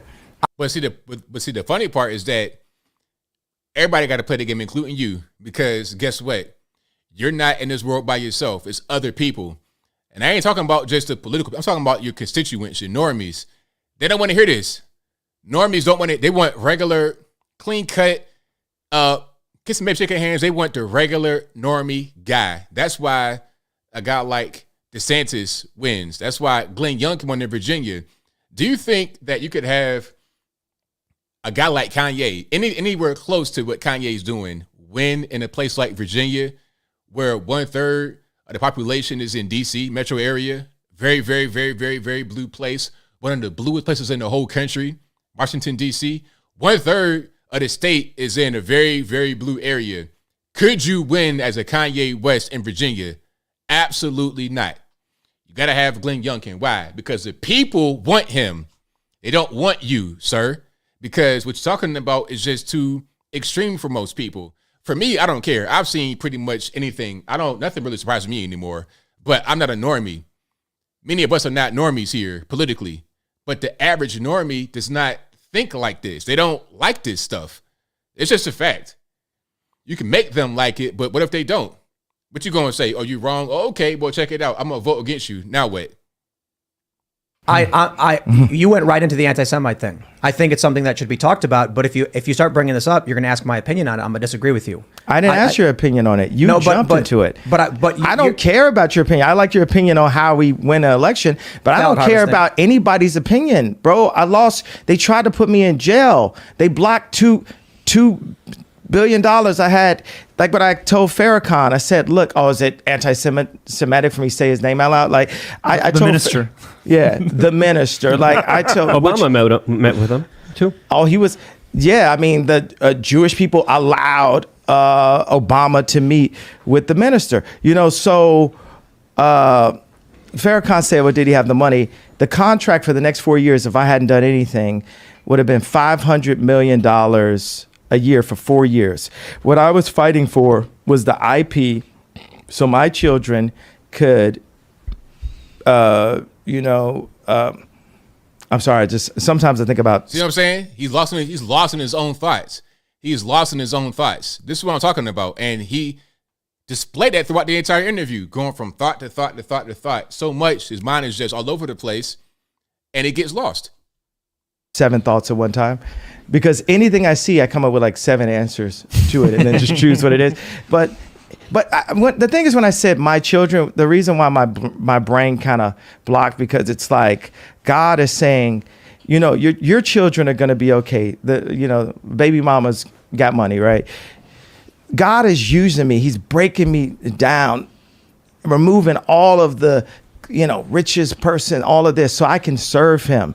And the more and more those things are taken away from me, the more I can be empty and be a vessel and be able to be used. And right now, it's like, you're not going to take, if we can't, you're not going to take my pain away, right? The Jewish people say, it's the Holocaust, this happened, and you can't say anything about it. We can't take their pain away. No one's going to denounce the fact that they tried to lock me up. That's what because every time I'm just holding stride, and it's like he's just talking. He'll do that for hours. Like I thought I was more Malcolm X, but I find out I'm more MLK, because as I'm getting hosed down every day by the press and financially, I'm just standing there. And when I found out that they tried to put me in jail, it was like a dog was biting my arm, and I almost shed a tear, almost, but I still walked in stride through it. Yeah, I think they've been extremely unfair to you. Who was they though? We can't say who they is. Corporate can we? press. I'm not using I don't use the word as the way I guess you guys use. I'm talking. It is about them though, isn't it? I mean, because No. because when you think about it, consider it. So, let's pause right there. So, again, Tim is defending Kanye, saying, you know what, I think they have treated you very poorly. And Ye is asking them, who's they? Ye wants him to say it's the Jays. He's like, nah, it's the media. I think they are treating you poorly. And he's not really trying to hear that. And then here comes Nick Fuentes putting his 2 cents in, talking about, well, it is them, isn't they? Then he wants to try to explain to him why it's them. But he's asking Tim a question, it's them, isn't they? And he's like, no, I don't think it is them. And Ye does not like that answer. That's when he walks out. Watch. In 2018. What do you mean it's not? what do I mean? Like, okay, so how about? There it is. Are you leaving? Are you referring to the press? Rather than having a conversation about what's going on, he just leaves. So soft. Now, check it out. In a debate, can you do that? In a debate, we're going to disagree.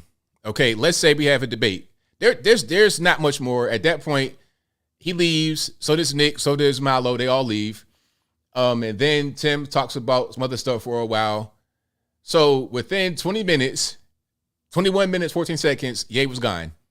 And really, it was less than that. It's probably about 15 minutes of him talking or him being there.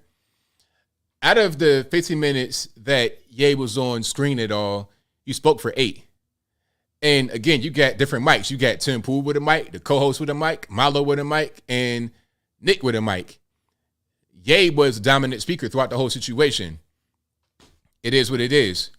Now, some may say that they disagree with me, but call into the show a little bit later when I open the phone lines and tell me why. And, whenever I say that, nobody ever calls, because it's easy to just say something like that on the computer behind the shooter anonymity and not actually defend your point of view, just like Kanye did. You see what I'm saying? It's easy just to be like, the Jays this, the Jays that.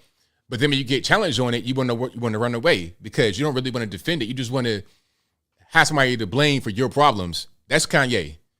And I like Kanye, but there should be somebody there to tell him that. The people that are around him right now are allowing him to say whatever he wants, and they're championing what he's saying.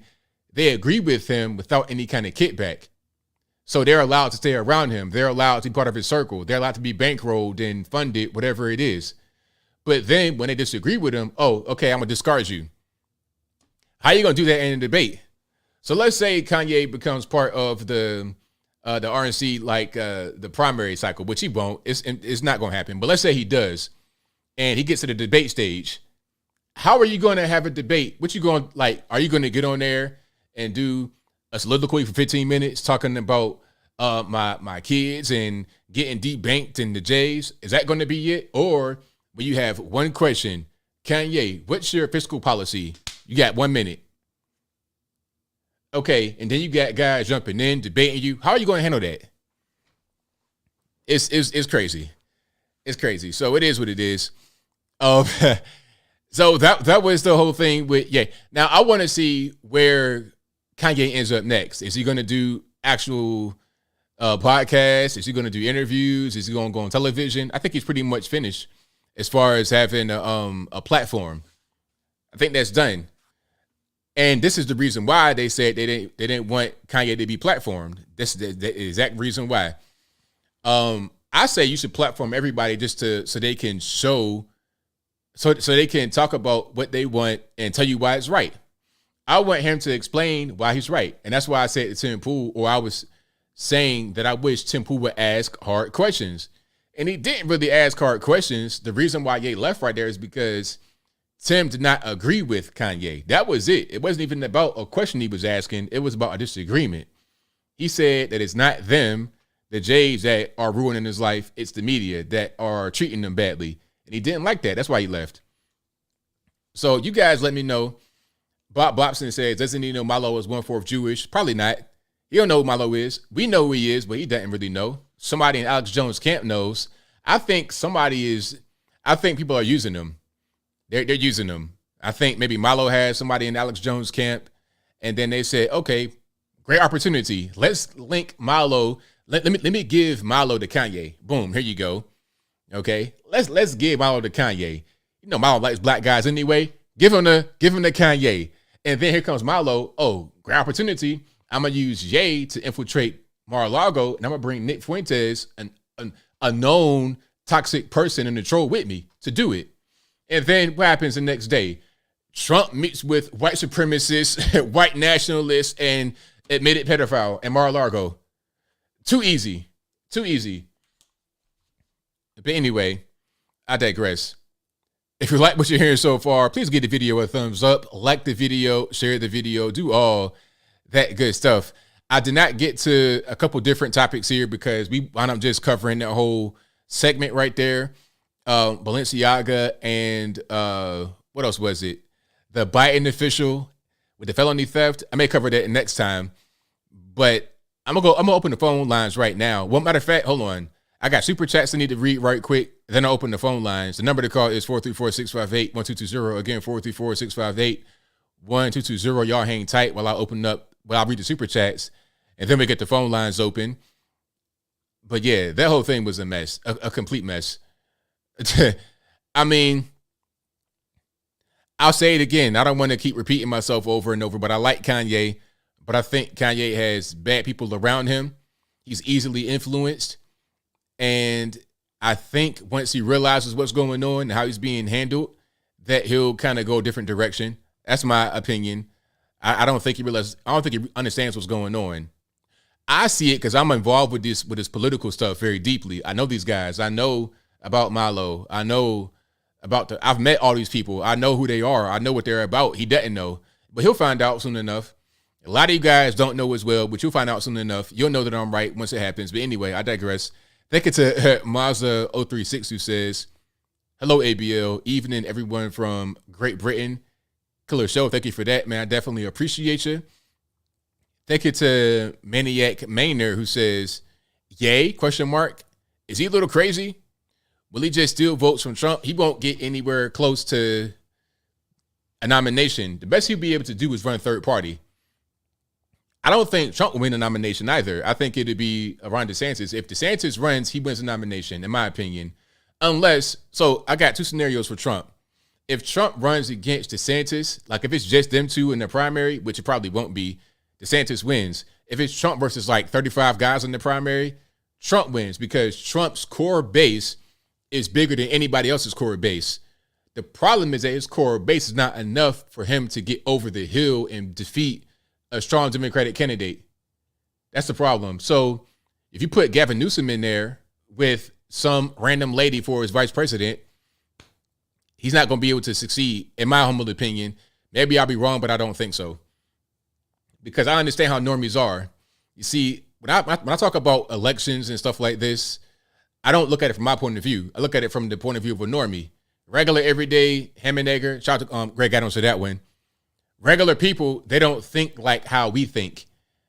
And they don't understand about California and what's going on. They don't, even people that live in California don't understand. They moved from California to Austin, repeat what they did in California. They make Austin into baby California, and they don't understand why they're still getting homelessness and drug use and stuff like that. They don't understand why they're getting the same thing they had in California. They can't put two and two together that way. We know, but they don't know. This is why I'm saying that a guy like Gavin Newsom will have a lot of success. He'll get all the money, celebrity endorsements. He'll be on TikTok. The wives at home will think he's handsome, just like Trudeau in Canada. Same thing, same process, right? So if, again, Trump runs against DeSantis in the primary, DeSantis wins. If it's just them two, if it's Trump versus like 35 guys, his core base will be enough for him to win the primary. But when it comes to the general, he's not going to succeed against a strong Democratic candidate, in my humble opinion, because of the normies who just want a different direction. And they like people that make them feel good. That's just the long and short. I wish it wasn't that way, but it is. Thank you to Deanna Wilson, who says Elite Union of Europe, EU. There you go. Thank you to Araya Public Insurance, Justin, who says, if you had to choose between the 6-foot-tall males at Old Country Buffet or the 57-year-old in corporate America, which would you take? First of all, these dudes 7 foot tall. These the Transformers. I'm 6'3". I'm looking like this right here. I'm looking like, yo, these dudes are towers. Oh, and for guys that don't know what I'm talking about, he's bringing up a comment I've made a couple of times on the show where when I was a young man working at Old Country Buffet, washing dishes, we had these two regulars. They were two Transformers. These guys were, no lie, 7 foot tall each. They had all the augmentations and stuff on their body. They had the original BBLs, the first version of Brazilian butt lifts. They had that back in like 2003. You understand what I'm saying? So I'm going to pass on them. I'm not into that. If you're into that, more power to you, but I'm cool. So I take the old lady at the at corporate America. Yeah, I'll take her. Sure. That's my two options. I'd rather would just stay home and play video games. If I have those options, I'll stay home and play video games all day long. I'll play Call of Duty. I don't want nothing to do with it. But anyway, great super chat. And thank you to Araya again, who says, do you think it would be a tight 2024 race if Joe Manchin ran against Ron DeSantis? That's a good question. I think that would be more of a primary race. And I understand they're in two different parties, but I don't see Manchin getting a nomination from the Democrats at all because they've attacked him too much as being the fake Democrat. So I don't see him getting a nomination. But let's just say if he did get a nomination, it might be kind of tight, maybe. But I'm not sure how the left would respond to Joe Manchin. That's the only thing, because they put out so much negative about Joe Manchin, talking about, oh, you're the reason why we can't pass this bill. You're basically a Democrat in name only, a dinosaur. You're a rich guy in the poor state with a yacht. It's just too much negativity out there from the Democrats toward Joe Manchin. So he would not have success, in my humble opinion. But if not for that, then he have success. Thank you to Michael Critchlow, who says, why do we entertain the idea of Kanye as president? He's becoming more and more irrelevant by the day. Every time we discuss Kanye, we buffoon ourselves. I mean, normies still are interested. They're interested. It's a really big topic. It's a really big story. That stream, the Tim Pool stream, with Ye had almost or over 100,000 concurrent viewers. 100,000 concurrent. You're talking about like big time cable news, cable TV type numbers. 100,000 concurrent, not just total views on it. I'm talking about at once 100,000 people watching this stream at once. We can't say, and it has 1.3 million views for a live stream right now. So that's a lot of people. So you think that he might be kind of irrelevant and not a topic worth talking about, but people are interested. They're interested. So we got to this is what I'm talking about. We have to understand what people want. We can't just say, oh, it's relevant when you got that many viewers watching it live. I think that's not really correct to say. Simply Grace says, Ye never took off his coat. I guess he wasn't planning on staying long. I think you're right. Thank you for your donation. Thank you to Matt Hatter 1776 who says, like a channel, keep it up. Thank you for that. I appreciate you. All right, it's time for the calls. You guys know the drill. The number to call, 434-658-1220. Again, 434-658-1220. If you think that I'm wrong about my take on Ye and Tim Pool, please call in and let me know why. We can have a discussion. I ain't gonna hang up on you or nothing like that. I want to hear your viewpoint for real. I want to hear your viewpoint. I might disagree with you. I might kick back, but don't get triggered and butt hurt like Kanye. Don't do that. And you know what? I could say that because I say it about anybody. If anybody calls up like that and they hang up on me, they storm out, I'll say they were triggered and butt hurt. So why would I not say that about Kanye? That makes me fake and phony. I'm not a fake and phony person. But here we go. All right, Matt, what's going on? Hi, Anthony. How you doing? Oh, okay. What's going on here, sir? Well, I just calling in. Yeah. Are we Elon Musk today? Yes. This is the Musk. Yes. I've been known to Musk once in a while. Okay, I got you. I wanted to thank you. I do agree with you. Yeah, that Trump did not know that Ye was going to bring all the people that he brought with him. Yeah. The speech is perfect. I love the speech, but yeah, I think you're right about that. Yeah. What do you think about FTX? Oh man, I'm doing another video about that because they had that guy on CNBC today, if I'm not mistaken, and it was a mess. People were calling with messages, and one guy was like, "Hey, I lost my whole life savings, $2 million." It was a mess. Talking about, well, I'm sorry it happened to you. Yeah, I'm sorry that happened. That was me. That was my message. Yes. That was you. Yeah. I have started my own digital currency called it's a cat-based currency. Cat-based currency, okay. Yeah, it's perfect. Yeah. If the Dogecoin knows no more. No, we will sell Teslas in the cat-based currency. Wow, Dogecoin. I forgot about Dogecoin for a minute. I was very interested in pirate movies years ago, yeah, and I wanted to invest in them.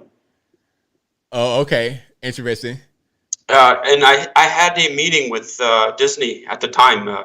I wanted to invest and maybe even cameo in what's that one that they did?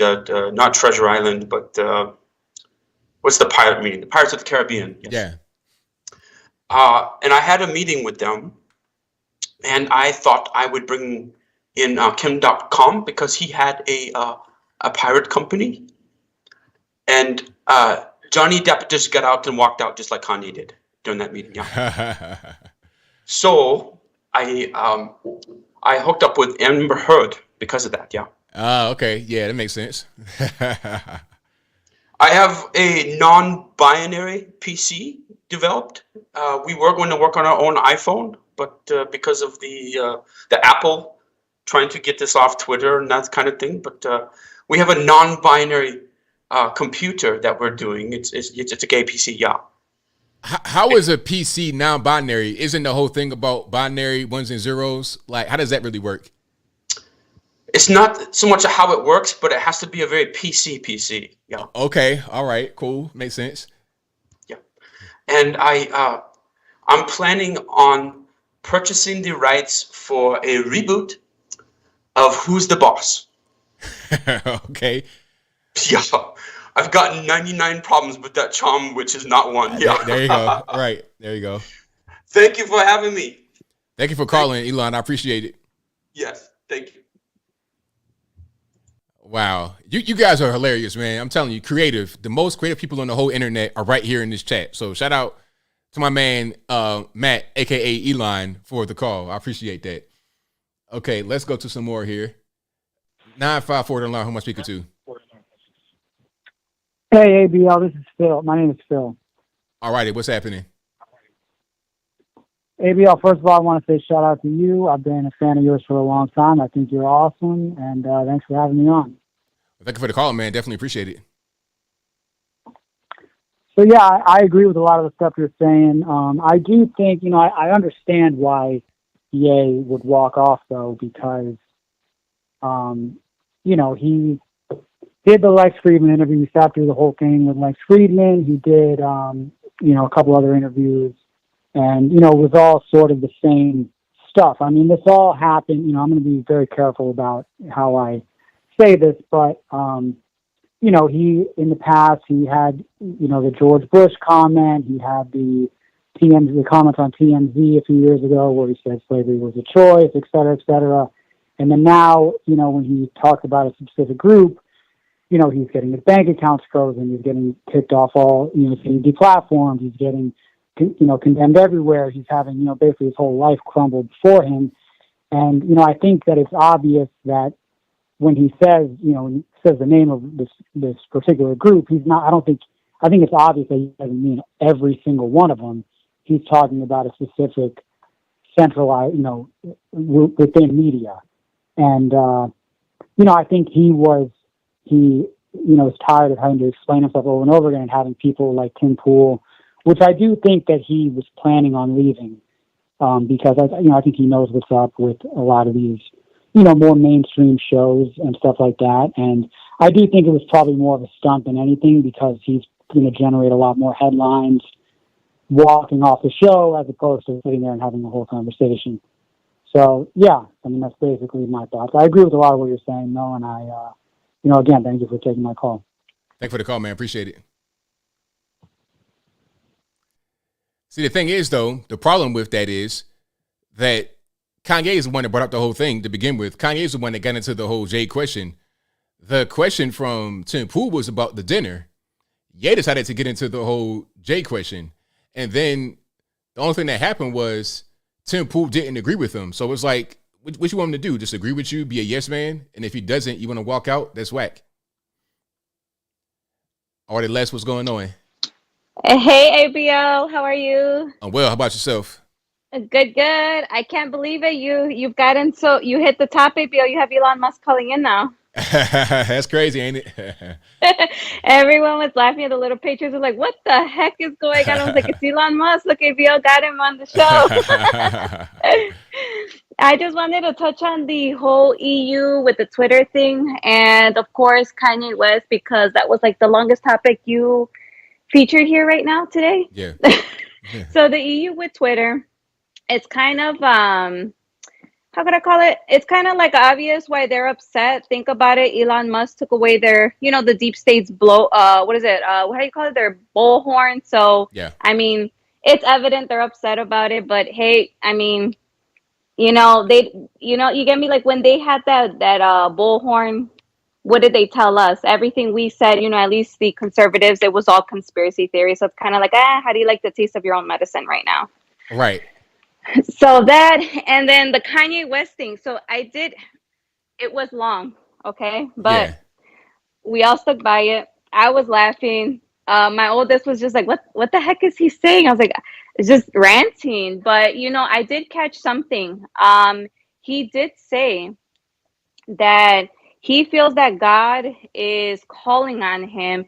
And like God is basically like the way, the gist of it, the way I understood it was that God is isolating him in some way, I guess, to like use him as a vessel for something good. You understand? Did you catch that by any chance? I did catch that part, yes.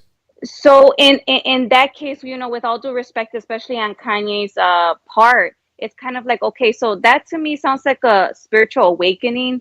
And if that's how you feel, don't you think that maybe you have to humble yourself, get right with God or, whatever it is that you believe in, right? And then you get me? It's kind of like he wants to be all over the place. So this is why you're seeing him the way he's acting up. Because think about it. And I love Candace Owens. We love Candace Owens in this house. But every single time he goes on her platform, that's like the perfect chance for him to basically vent out. And of course, you see the Candace Owens pretty much accepting that and then, giving her feedback. And she talks on his behalf in a very good, positive manner, to be honest with you. But you're not going to get that same treatment everywhere else, especially when, like you said, and we all said, especially in the politic world, you have to play the game. Everybody wants to sit here and say, yeah, like it's not all about politics. But when you're in that world, in that dimension that, oh, I'm going to run for president, you pretty much got to walk the walk and talk the talk as well. So I think, like I said, again, with all due respect, in my humble opinion, right? Like how you like to say, ABL, I think Kanye West needs to not only get right with himself, listen to God, and just pretty much, and then, whether that be another 3-4 years, but he should be falling off the radar for a little bit, in my opinion. Yeah, I think so, because he's just kind of all over the place right now. I think he's being used too, because he kind of wants things to happen right now, right away, not very patient. And in the process, people are just quick to jump on the train on his particular path and use him. And it's really a shame. Right. And then the thing is that, with his, I mean, I don't like to talk about nobody's, personal life, because everybody's personal life is personal, obviously. But, it's like I said, Kanye West has a big rap right now. And I think he just needs to go hermit mode for just a little bit. Yeah, that'd be good for him, for sure. Yeah, so all right, ABL, that's all I wanted to give you a call. I wish you a wonderful night, the chat a wonderful night, and it's a good show, and the Little Patriots want to say hello and goodbye. I think I forgot. All righty, y'all. Thank y'all. Appreciate it. You take care, ABL. All right, now. Thank you. Bye-bye. All right. Great call. Great call as always. The number to call 434-658-1220. The phone lines are blowing up, so y'all please bear with me. Please bear with me. I'm gonna get to you guys as soon as I can.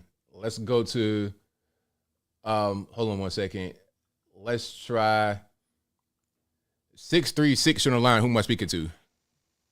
Oh, what's going on, ABL? Dude, you actually picked up, man. Yes, sir. What's happening? Not too much, man. Long time fan here. Hey, man, dude, so I've always wanted to ask. Hey, so all this woke stuff going on, right? Yeah. So as far as like long term, I mean, where do you think is going to happen?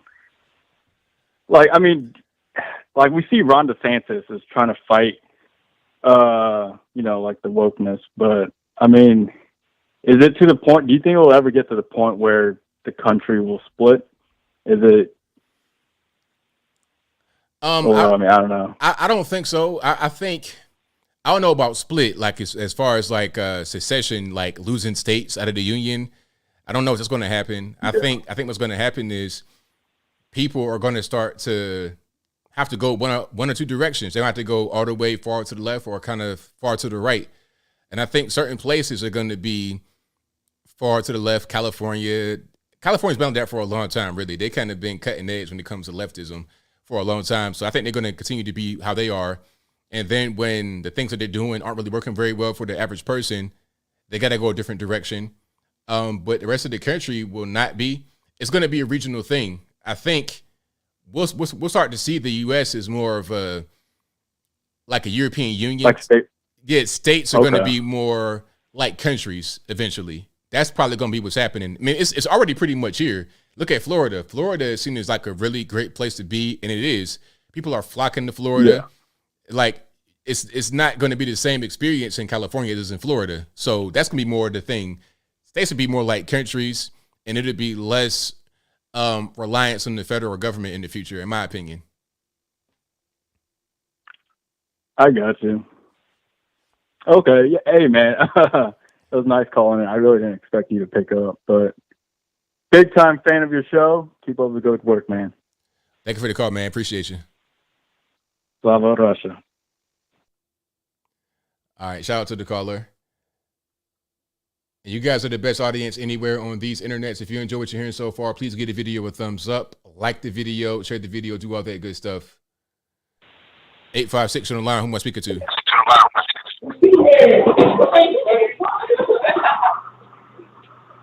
856, hello. All right, we don't got time for that, 856. Like, I don't know what's happening, but tighten up. Okay, let's get to some more here. Caller, can you hear me? 847. Yeah. How are you doing, ABL? Oh, well, how about yourself?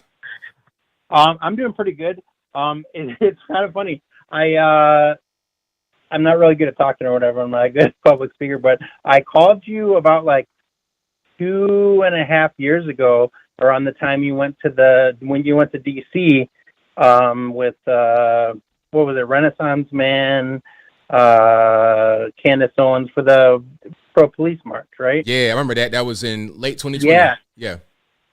Yeah, so I called actually to talk about the progress being made against leftism within the Black community and then my community, Jewish community.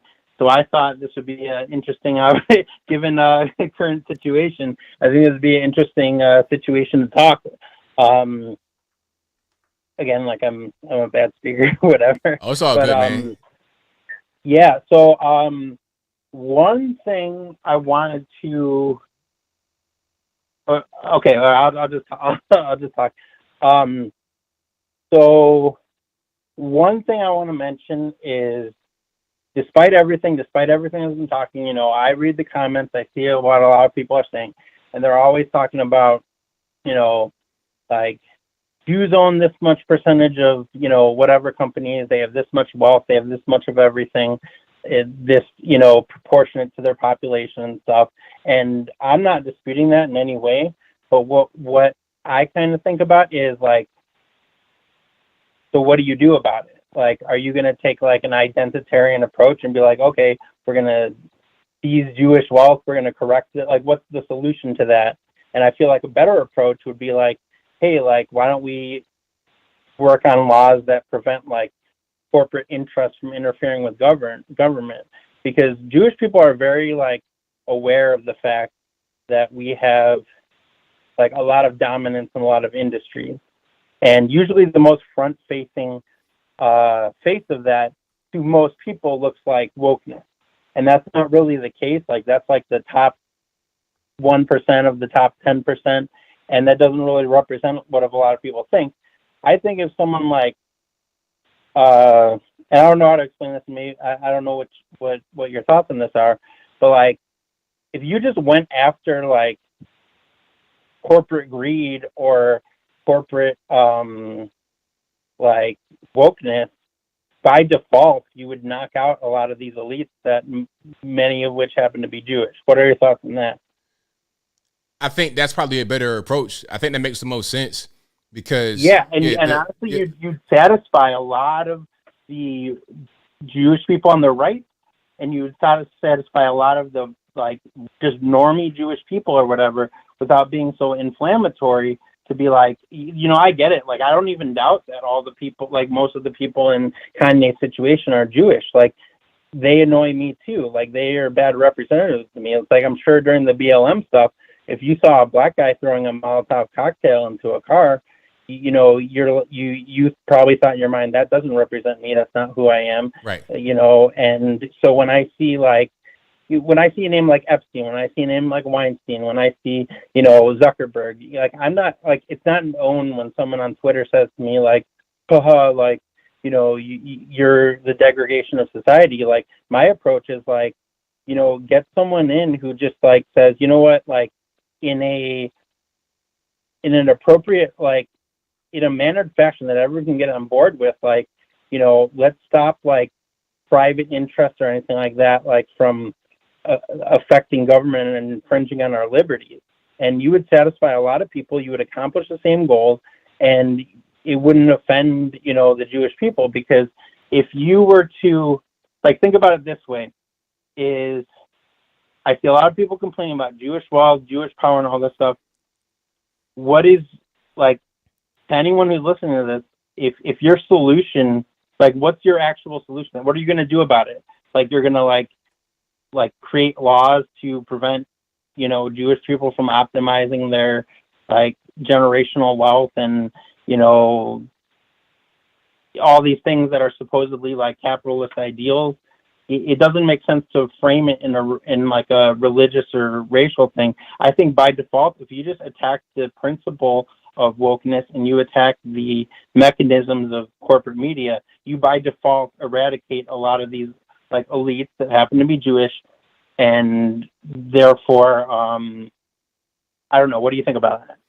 Yeah, I mean that makes sense because that's the same thing Trump was talking about, the elites and all this and that. It wasn't a race thing.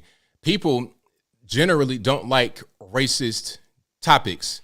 They don't like that. It doesn't really matter who it is. Some don't really care. Some might even like it, but that's not the general public. If you're talking about the elites, that's more specific, and it makes sense to say because we all know that elites are an issue. The race is not as important. Right. Yeah. Right. And like most Jewish people that like are like on my side of the fence and stuff, we're aware of the fact, like we're ashamed by the fact that like a lot of these big guys have like these Jewish last names, and we're ashamed of them. There's a Yiddish term, I don't know what it is, but there's a Yiddish term that says this is why they hate us.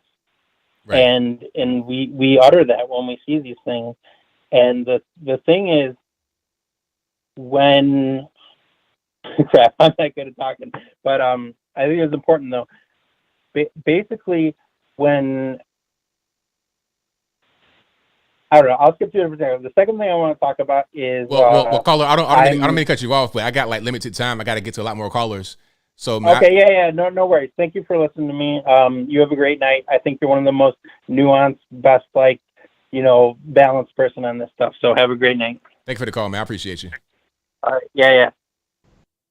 All right, shout out to the caller. Good call.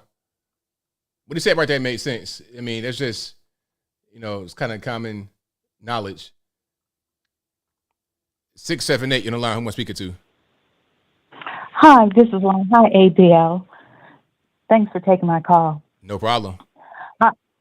Just concerning Kanye, yes, I agree with your analysis. I think that Kanye is under a lot of pressure.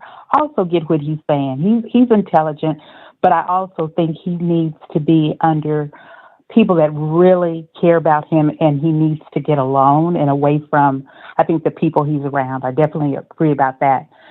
But I think his problem right now is that he's from that, from Hollywood, and he's having a problem being grounded, okay, emotionally. And he needs people that really care about him, and like you say, that can be honest with him and that he can respect,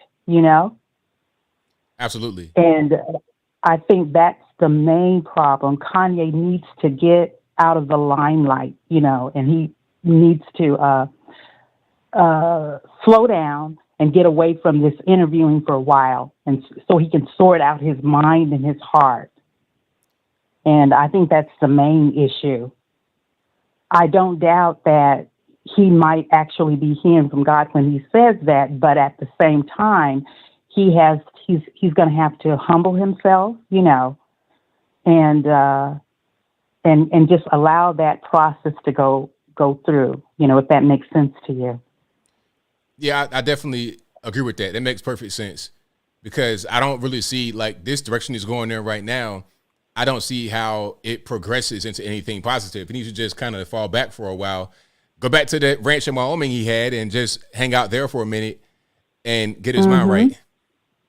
I think that's a good idea because, again, if anybody, we're all human, right? Yes. And he needs to just allow himself to go through this process, but do it quietly, you know.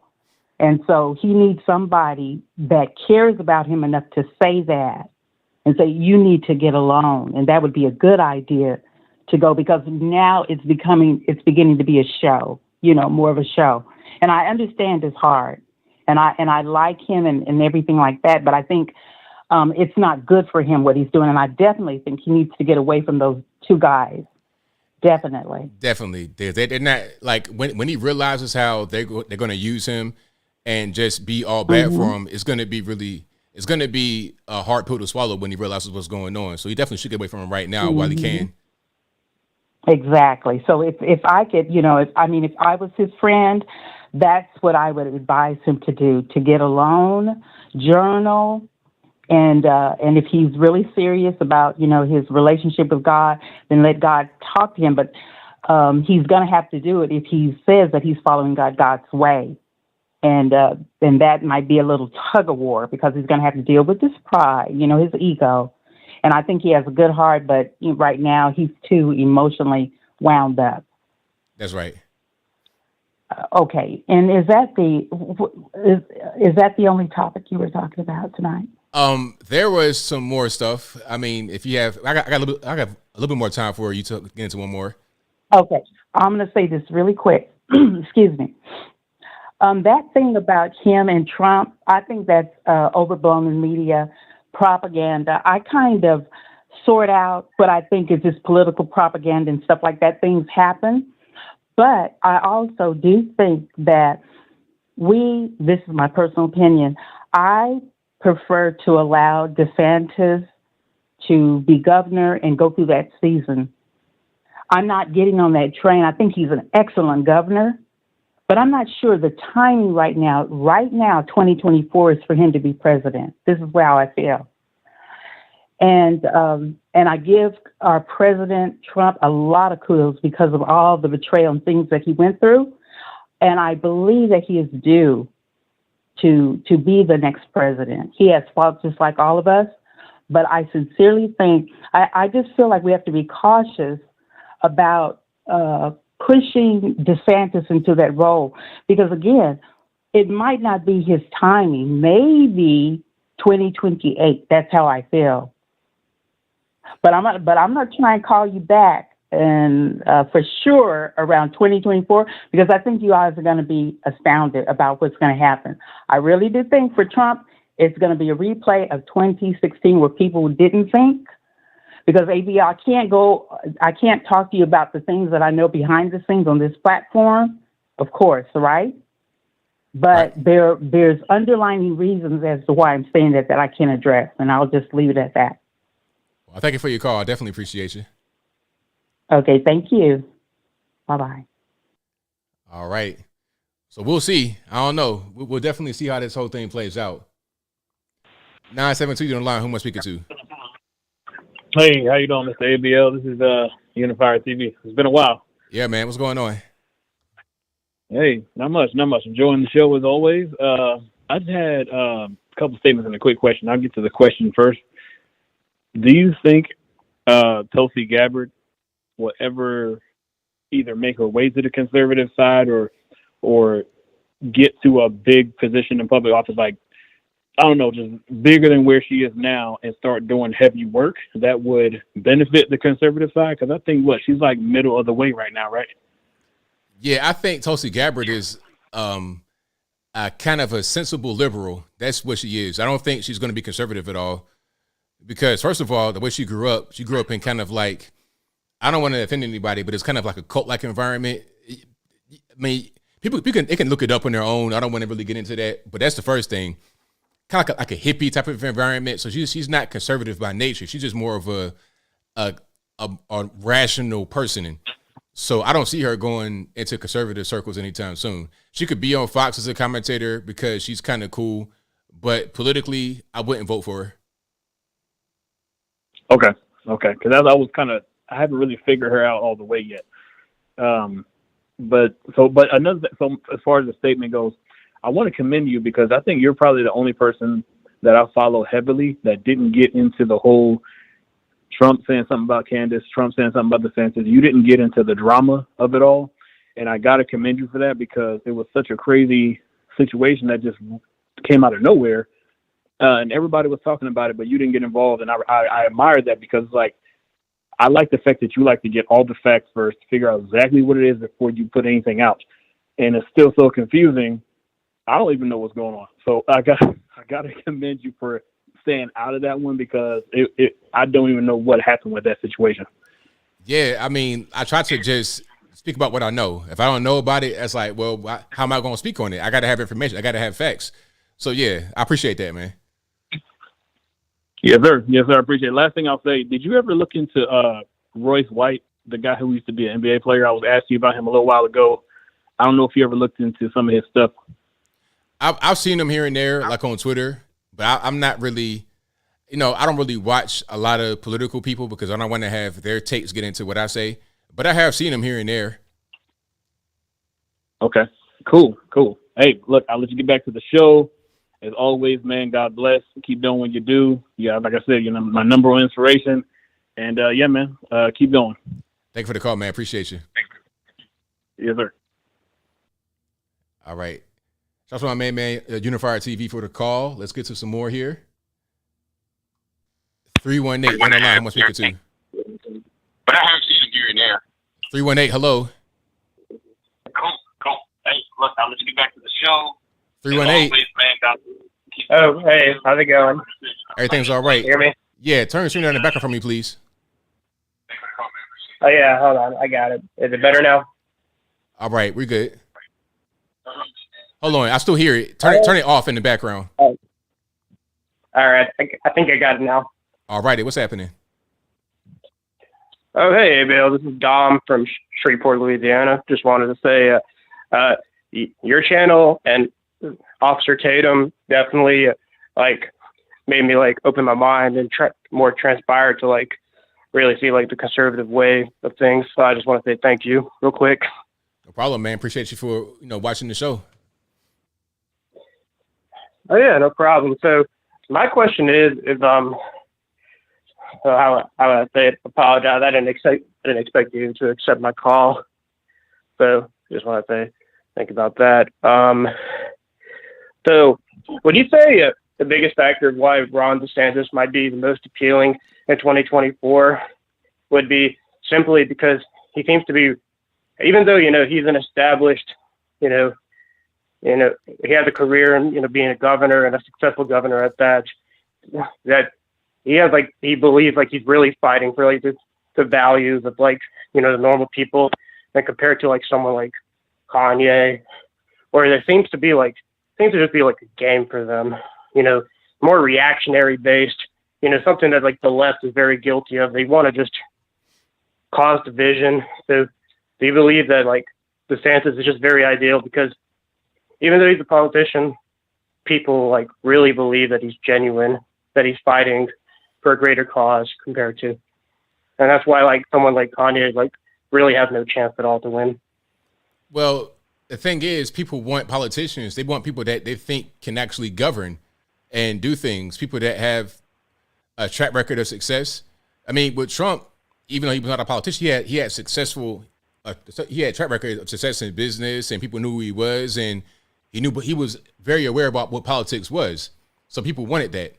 But Kanye has none of that. He can't even really have a debate. He can't even really sit there and talk to you. So it just wouldn't make any sense. If you put him up against DeSantis has a proven track record. People love him.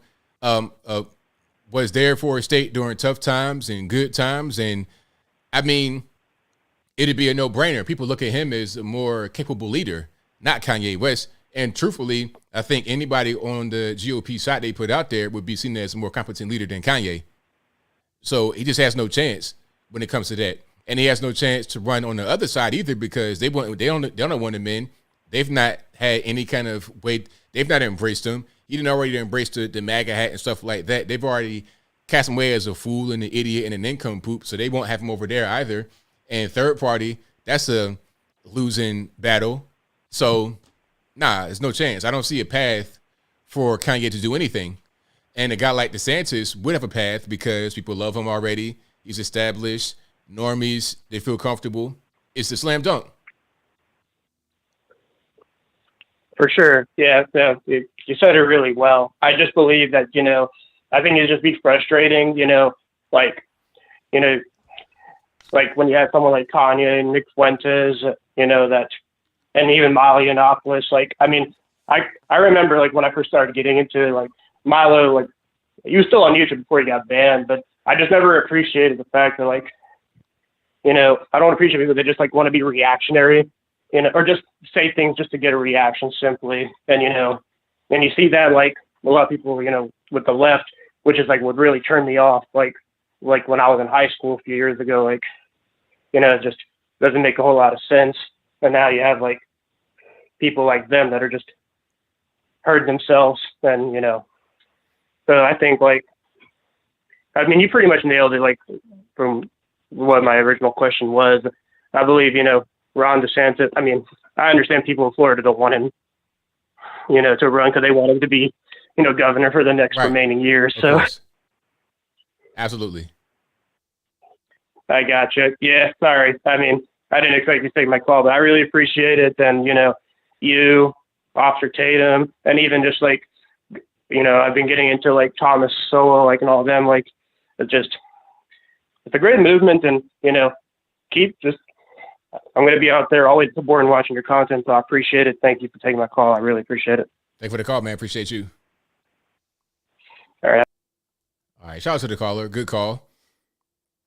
But yeah, man, I just know how people are. These normies, they're telling you what they want. The midterm elections, you got to pay. Look at the election. Pay attention to the elections. See what's going on. See how they operate. See how they're voting. Pay attention. You can't ignore what people actually want. 305 on the line. Who am I speaking to? Hello. Can you hear me? I hear you well. Oh yes. Okay. I have two questions. One for the midterms. I just want to hear your opinion. Don't you think when Republicans participate in, I guess the no Trumpers participate in the January 6th committee and they provide all that negative coverage, that actually hurts, or it actually damaged Republicans' chances from winning more seats during midterms? Nah, I don't think. But like you said, like Republicans talking about January 6th, like what, like Mike Pence maybe or somebody else? Mike Pence and Liz Cheney. It's just that the Democrats, I realize kind of compared to Democrats, the Republicans usually air out their dirty laundry. If they have an issue, they vent their frustrations like in the media and with interviews. But like when Democrats have an issue with each other, they don't really say anything, such as with AOC when she wasn't really inclined with Joe Biden rerunning. She didn't really say anything. So I realize Democrats typically stay close together, and if they do have the issue with one another, it's usually behind closed doors, while Republicans do not. Well, here's a problem with that. Now, I think it would be better if we kind of just closed ranks and didn't air out dirty laundry. The problem is we don't have the media to back us up. So the Democrats can pretty much, if they do something like, let's say Hunter Biden, for example, they don't have to throw him under the bus because the media will defend him. The media will be sympathetic towards him. Just like when CBS verified the Hunter Biden, that's something else. Remember when the whole Hunter Biden laptop came out in November of 2020, right before the election? Like on the eve of the election, this tape comes out. It's a proverbial October surprise. It comes out right there, right before the general election between Trump and Biden. It was censored by the left media. It was censored by the left social media. Twitter would ban you. They banned New York Times, a 200-year-old paper, one of the oldest in America, for posting that particular thing.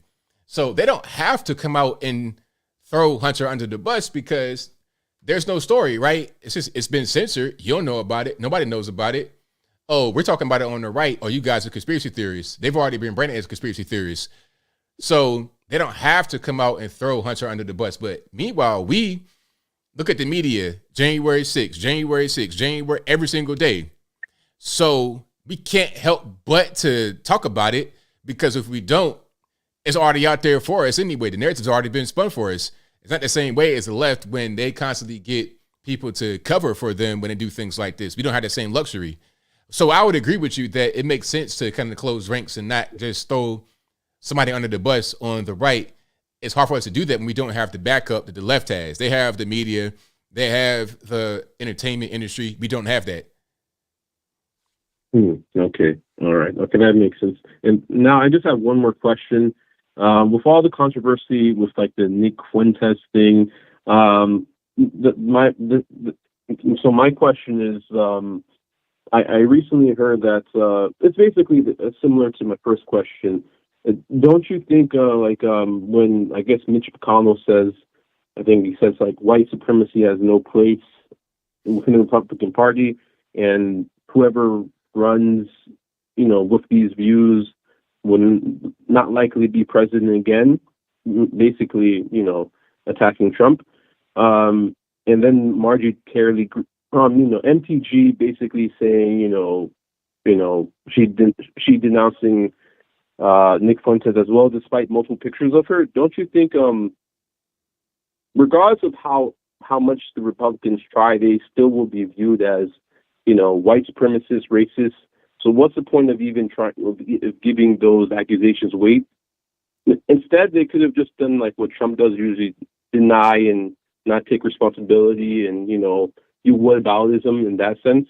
I think that would be more effective, because overall Democrats are going to use that against them. Also, media is going to, use that against them too. It doesn't matter if they say, you're right, this is wrong. They're just going to say, these people are evil.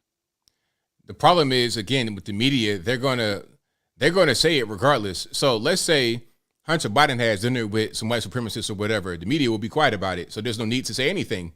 You could just be quiet because there's nothing to defend. Meanwhile, if Trump does something like that, where people are labeled as white supremacists or whatever it is, that's going to be played every single day, all day long, all news stations, Fox, CBS. So you got to say something. You can't just not say anything, because if you don't say anything, people are going to believe whatever the media puts out there. And when you do say something, the approach of Trump is correct compared to like Kevin McCarthy. You said what now? The approach of do you think Trump's approach is correct compared to Kevin McCarthy and Mitch McConnell, which they basically give more, more. What is their approach he has? Trump's approach is basically saying people say he denies responsibility or he just uses whataboutism. But with Mitch McConnell, he basically says we acknowledge this problem and we apologize for it. Because but look, Trump, here's the thing. It never happened. Okay. Here's the thing though. Trump lost last time. It didn't work. Yeah. And during these midterms, we should have had a bigger red wave, but it didn't work. The people that were aligned with Trump in some of these really tight races and the big races didn't pan out very well. It should have been much bigger than what it was. See, people, the Republicans understand what's going on. They understand how much they're being attacked from the left. What Trump may have done in the past is not going to work anymore. The 2016 thing is not going to work anymore. Furthermore, Trump even came out and denounced Nick. He was like, look, I don't know this guy. They showed up. I don't know anything about that. That's not, I came in for Kanye West. These guys I don't know. So even Trump is kind of, wait now. Hold on. Let me finish what I'm saying here. So even Trump is like moving away from that. He doesn't want to have anything to do with these guys. So you have to say something. Like on the left, they don't have to do that because there's never anything to defend, because the media will defend them. The media will not publish the story. But on the right, we don't have that same luxury. So we got to behave differently. We can't behave like them because we don't have the same luxuries that they do. Okay, I see your point. I personally think, it's not getting changed, so it's better to just amp up the strategy and, kind of make it, because they're going to use these, denouncing whatnot. The Democrats are going to use it for their ad campaigns, and the media is going to also use it too, especially during election time. So that's what I think. Well, thank you for the call, man. Taking my call. I really like your show. Thank you for the call. Appreciate it. Right. Yeah, man. The thing is, it's like you can't just not say nothing, because they're going to talk about it regardless. We could say, just ignore it like the Democrats do, but we're not the Democrats. We don't have those same luxuries. It's just not the same. And I wish that it was, but it's not. So what you going to do? Just keep doing the same thing that's not working and see how long it's not going to work until you try to do something different? That's called insanity. All right, Tariq, what's going on? Hey, ABL. I just want to piggyback off that prior call. I think what the Republicans need to do is they need to be more aggressive, because he's right. Every time they pigeonhole a Republican down, they keep asking them to denounce white supremacy. And when you keep doing that, it does put this stigma that your party supports white supremacy. And I think what Republicans need to do is that they need to start going on the offense against Democrats. You know, Democrats support sexualizing kids. They support teaching children about transgenderism, you know, homosexuality, just this inappropriate things. And they need to start every single time they speak with a Democrat, the Republicans need to start saying, are you a pedophile? Why do you keep supporting sexualizing kids and keep having them denounce it? Like, put that on that party, but to just be on the defensive all the time, it doesn't matter how much, you know, Mitch McConnell can say white supremacy has no place in the Republican Party. If you talk to the average liberal voter, they all think the Republicans are racist. And I don't know if that even translates over to the independents, but I do think that does have an effect on the elections, because I feel like the American voter has been so thoroughly dumbed down by the media to the point that they don't even vote on policy. They vote on how they feel about a candidate. And, you know, so it doesn't matter if Biden didn't have any policies or didn't offer anything. And under Trump, the economy was doing good. Under Trump was talking to Russia, which is excellent. We don't need a hostile relationship with foreign power like Russia. They still voted for Biden. So to me, it's like emotion-based politics play at hand, and I feel like the Republicans have got to change narrative. Stop.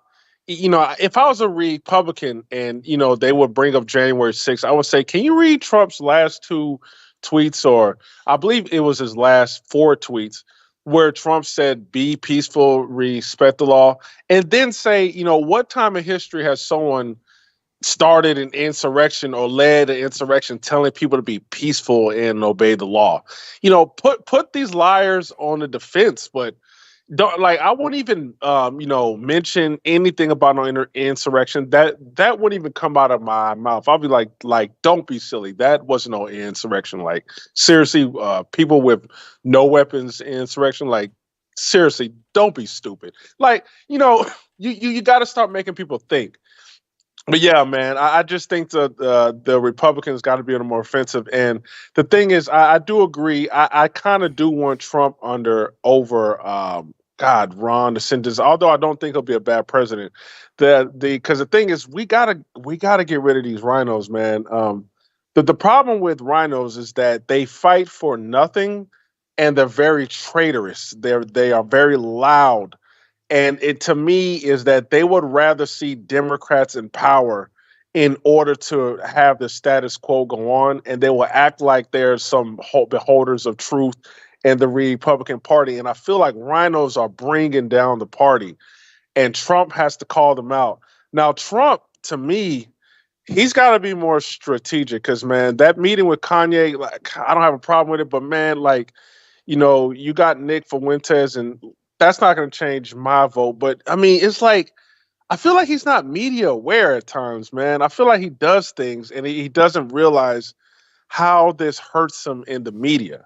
You know, I'll say, you get it, I get it. We know Trump is not anti-Semitic. We know that. But does the media? I mean, does the average Joe who is not watching social media know that?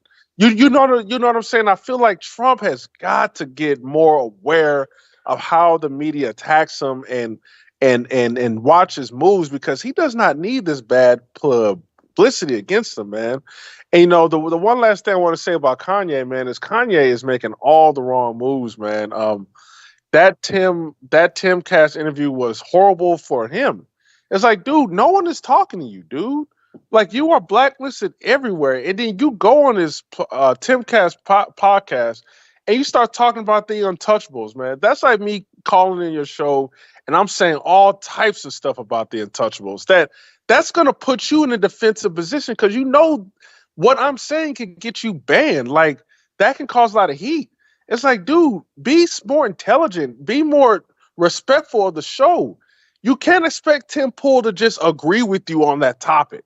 Knowing the type of heat that you took, you lost all of your deals. No one is listening to. Why would you think Tim Pool's gonna want that? Like, slow down, be more strategic. Maybe lay off the Untouchables for a little bit, build an audience, and then, like, once you have a big audience and maybe you become president, then if you want to start talking about them, you can. But you already have the power. But during this time, dude, you are trying to win an election. Like, what? Like, I don't know, man. Kanye ain't gonna win, man. Like if Kanye, if he thinks he can go on Fox News or any other show and start talking about the Untouchables, he is done, man. And that's all I got to say, bro. Thanks for the call, man. Appreciate it. All right, take care. Exactly. Kanye, I don't know what his purpose is. He just wants to vent and get his frustrations out there. But it's like, okay, are you trying to vent or are you trying to succeed in an election? I mean, you can't necessarily do both. You know, I can't, if I'm trying to become the president, I'm not gonna go on Fox and just talk about my day. Well, my dog died, and this person over here, my neighbor's acting up. My neighbor threw their trash in my backyard. I was like, man, nobody trying to hear that, man. Talk about the like what we gotta talk about. You're talking about things that are relevant. You're talking about things that are gonna get somebody deplatformed. If Kanye, big superstar, billionaire, celebrity, gets locked out of his own money and can't use Apple Pay, can't even use his own cards, how do you think Tim Pool's going to be able to deal with that? They risk a lot by even platforming them at all. So at least you could do is respect the platform and not just use it to dump your ideas you've been dumping for the past 2-3 months onto him and then get him in trouble. And what if he doesn't agree with you? What if he genuinely, aside from the whole thing about not wanting to get banned, what if Tim Pool thinks differently than you? Is that wrong? Does it make him a bad person? No, he just disagrees with you. So you want to storm out? You blocking your own blessings. He won't have a platform anywhere. Nobody's going to touch him. Nobody's going to bring Kanye on. Maybe some really small platform that nobody knows. Nothing to lose, But that's not what a guy like Kanye would want. He wants a really big platform to get himself out there. Call online, take it to 417. Hello? Hello? Yes. Can you hear me? Hey, how you doing, brother? It's all good, man. What's happening? Oh, not much. Hey, my name's Matt. I'm calling from Springfield. How you doing today, brother? It's all good, man. What's on your mind? Good, good. Hey, man, I've just been thinking about a lot of things. I wouldn't necessarily call myself black pill by any means, but just watching the current administration, all the scandals, the billions of dollars that are getting sent overseas that are kind of disappearing and possibly being money laundered. You have, a nuclear, energy, whatever, stealing bags. We have, countless.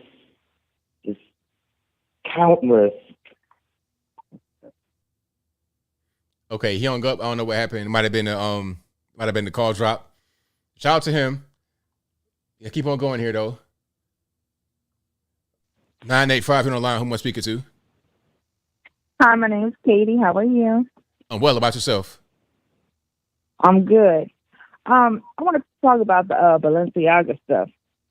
Yes. All right. Now, I don't know if you caught this because I just caught this recently, and I know you've been doing your show. Did you know that if you type in Baal, like Baal, NC, and then Aga on the translation from Latin to English on Google, it will say Baal is king? Do you know who that is? The demon in the Bible? Yes. Ain't that crazy? That's totally crazy. And you know what? Some may say, well, you're spelling it wrong. That's not what it means. Well, they had an advertisement where they spelled they spelled it with the 2 A's. So they know what they're doing. Yeah. So, and I also came across something else related with the Balenciaga stuff. They got this girl. Her name is Rachel Chandler. Do you know who that is? No. Okay. Well, she is a girl. She's been on Epstein Island. She's posted pictures from the temple on her Instagram. She was pictured with Bill Clinton. She rode on the Epstein Island Lolita Express. She's that type of girl. Well, do you know that she provided in 2016 the model lineup for Balenciaga's photo shoot?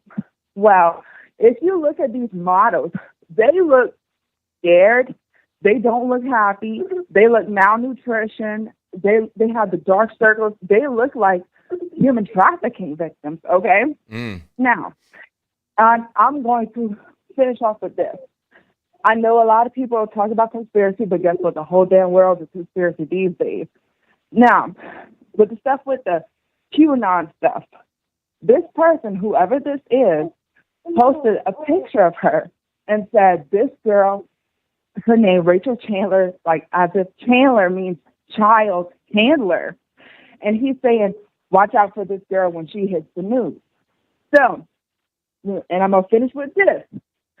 At the Trump rallies, if you ever watch the Trump rallies and pay attention, at the beginning of the rally, Trump was saying, hey, at my speech at the end of my video, do y'all like that song that I played with it? Do y'all like that song? A lot of people say I should stop playing that song. If you look up the song that he's playing, it is an instrumental, and the name of it is Where We Go One, We Go All. And he is basically giving a shout out to whoever the Q person is or acknowledging it, because the Q person often says, where we go one, we go all. So I just wanted to say that. My children are at me right now. I'm just in the bed, but I just thought that was crazy. It very much so is. I'm gonna look into that whole thing with Balenciaga and some more stuff. I thank you for your call. I definitely appreciate you. You're welcome. Bye-bye. Yeah, the whole thing with Balenciaga is crazy, but not surprising at all. Not in the least bit. All right. We got plenty of calls on the line. Y'all hang tight. We're going to get to you guys.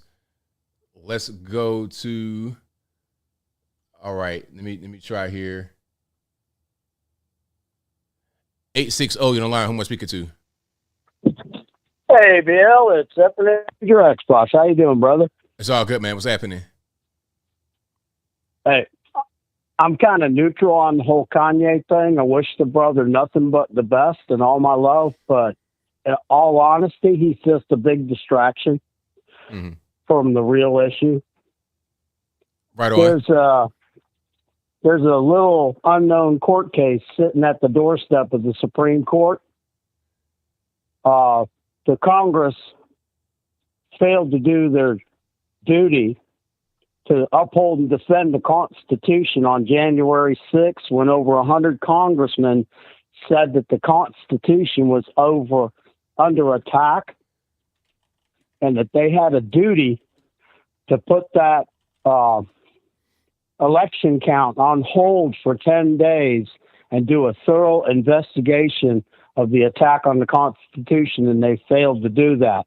Now it's up to the people of the United States to be heard by the Supreme Court that we need them to take that case, because if they do, there's no way but to say, yes, they are in a count of treason against the Constitution, because every single person swears an oath to uphold and defend the Constitution of the United States of America from all enemies, foreign and domestic. End of discussion.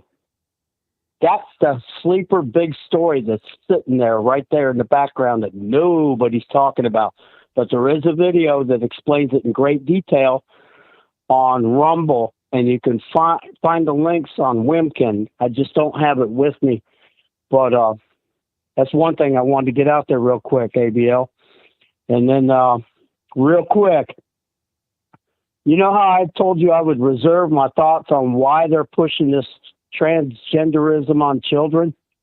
Well, I finally, in my mind, I figured out what the end game is. Okay.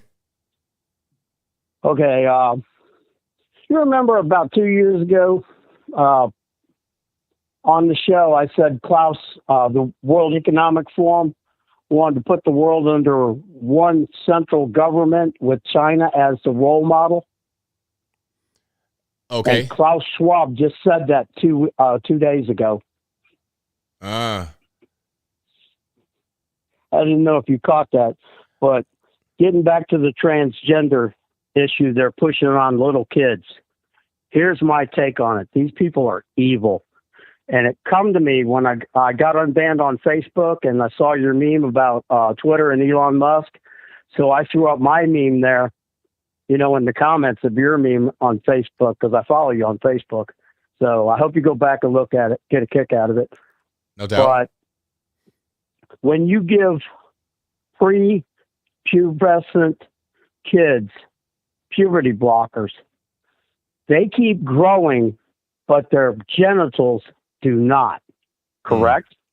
I'm not sure how it works actually. Well, it's pretty much how everything I've researched, the body grows, but the genitals do not. Okay. Now, the trouble comes when you get older or you want to have surgery. There's not enough penis to make a vagina. All right, we got kids. You got to be a little careful. I'm sorry. Right. I'm using medical terms. Right, I got you. Anyway, Yeah. there's not enough material to do the opposite because it's been stunted and dwarfed. Okay?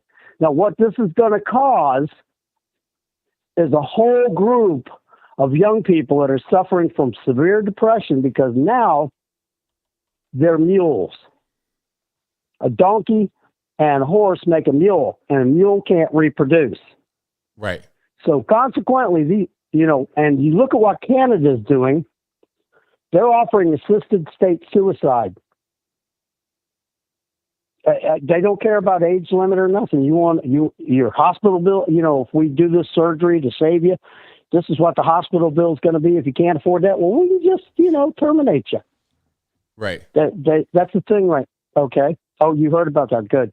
Okay. Now, when I was on Facebook, right after I saw your meme and I posted my meme in the comments, I saw advertisement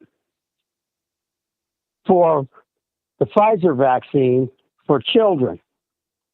And in one of the lower corners, it said, don't forget to have your kids as organ donors. And I'm like, you evil blankety, blankety, blank, blank, blank. That's the end game. They're going to have a whole host of young adults, in their prime of growth who cannot reproduce, who are suicidal, and then they're going to offer state-sanctioned suicide, and they're going to harvest their organs because if you're a criminal in China, you're an automatic organ donor. And if you match a high-ranking party official in China's blood type and that person needs your organs, you're automatically guilty. Done deal. They don't even use anesthesia when they chop you up. And it's big business in China. Yeah, it's pretty rough. But that's what the conclusion I came to. I don't, it's like, oh my God, I can't believe this.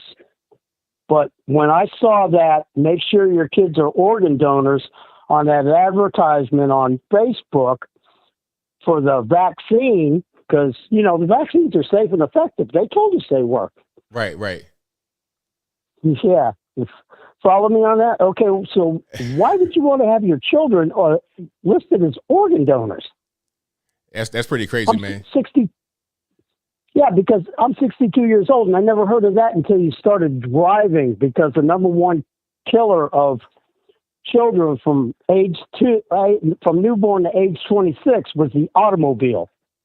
Right. Yeah, things are different now because all these you got the vaccines out. Things are different now, so it's a whole different ball game, man. But I'm gonna get to a couple more calls before I go. Thank you for your call, man. Yeah, I just wanted to get that out. Thank you, ABL. No problem. God bless. Great show. Love to talk about Kanye. I just had to get that out there tonight. Right on, man. Thank you for your call. Appreciate you. Yep. God bless. Bye. All right. Let's try to get to a couple more calls before I got to wrap it on up, put the bow clean on it.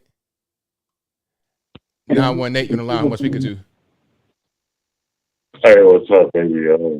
Baby Scotch from Oklahoma. How you doing, buddy? It's all good, man. What's happening? Hey, it's all good. Yeah, I love your show tonight, man. I always love your show, man. Got a lot of good people in here. Shout out to my girl Vampy listening, and my girl Wanna Hope. Love her. But man, I know I'm like one of the last callers, so I'm going to end on a good note. Okay. I'm not going to discuss any politics or anything else. I'm just going to say, hey man, have you watched Sylvester Stallone's new show on Paramount Plus called Tulsa King? Never heard of it. Man, I'll tell you what, dude. I mean, being a native Oklahoman, you know, and being a huge Sylvester Stallone fan, it's one of the best. I mean, it's like the only show I watch right now. 'Cause I don't watch regular television, you know, and I really don't watch anything else on any other of the, you know, the pay to watch programs. But like when I heard Stallone was doing this, I was like, okay, I gotta check it out. And I'm telling you, man, it is awesome. It is freaking awesome. Yeah, it's called Tulsa King with Sylvester Stallone. And I'm just gonna leave it at that, yeah, because I don't really want to talk any politics or anything crazy tonight because yeah. I got you, man. Yeah, Well, so, I thank you for your call. yeah. Definitely appreciate you. All right, you have a good night, buddy, man. Love you, dude. Love everyone in the chat. And yeah, you just have a good night, buddy. Same to you, man. All right. Tulsa King, why to check it out? 541, you're the line. Who am I speaking to? This is Jeffrey from Southern Oregon. Thank you for taking my call. All righty, no problem. What's going on? My question is, tomorrow's like December 1st, right? And then the new House is going to be sworn in January. Well, with the slim margin that I've been listening to, McCarthy doesn't have the votes.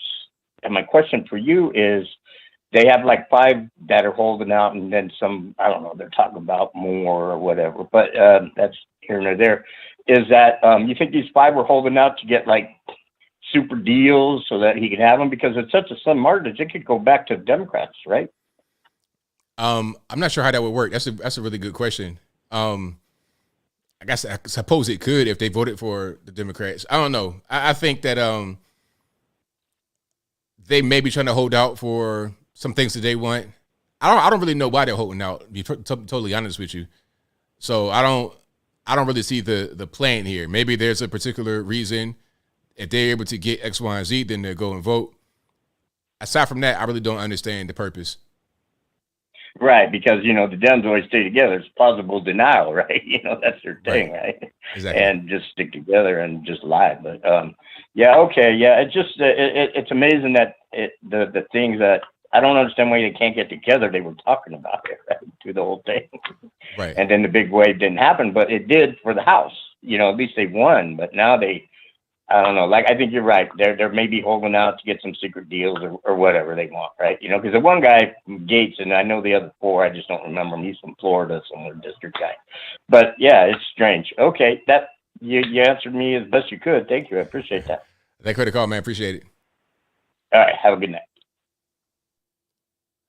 All right. Let's go to 707 on the line. Who am I speaking to? Oh, hey, Anthony Brian Logan. This is me. What's going on? Hey, thank you for having me on the show. I just wanted to speak some comments, something going on in my mind about the sort of Kanye situation and the Republican Party in general. I think there's a really concerted effort to really break up any kind of momentum in the conservatives, Republican Party, whatever you want to call it. I think there's a pretty good evidence showing that Milo and Nick, by their actions on January 6th, are federally compromised or informants of some sort. And I think that they kind of function as handlers for Kanye, because maybe he's saying something. He's talking about untouchables, people that you can't really mention, right? So they're there to either handle him or be able to compromise him. And I think we should, as like a conservative community, be very aware that the powers that be don't want us to consolidate and be able to communicate with each other, because that's the most powerful thing, you know? Yeah, it makes sense. That's pretty much what I really wanted to voice. And I just see a lot of infighting with conservatives, and I want to say, guys, we gotta band together more. You know, we got to hear each other out a little bit more, you know, even if it's a little bit touchy or a little bit scary to bring on that subject matter, you know. But yeah, I don't know. I just wanted to mention that. And then regarding the trans thing that another viewer brought up. If you follow the money, just follow the money, not even get into the philosophy of it too much. But there's a lot of money in all these surgeries, and then there's a lot of money in the psychology stuff that goes along with taking care of like these trans people, right? So, big pharma, these big corporations have a lot of money involved in convincing people to either go trans, detransition, and then all the accoutrement involved in that whole process. And there's companies making millions off of this daily, So that's true. Very true. Look into it, guys. If you're curious. Hey, thank you for having me on the show. Thank you for the Big call, fan. man. Appreciate it. Thank you. God bless. Have a good day. All right. That'll be right for me on the calls. We're at the end of the show. If you cannot get on tonight, I'm sorry. Don't blame me. Blame the white man. It's not my fault ever. But you guys have been a great audience. Thank you for being here. Thank you for hanging out with me. I know I was like in the past couple of Wednesdays, but I'm back. I'm going to be here as much as I can every Wednesday and Saturday night from 8 to 11 o'clock Eastern Standard Time. I'll be here. All right. I'll be back again tomorrow with pre-recorded videos, of course.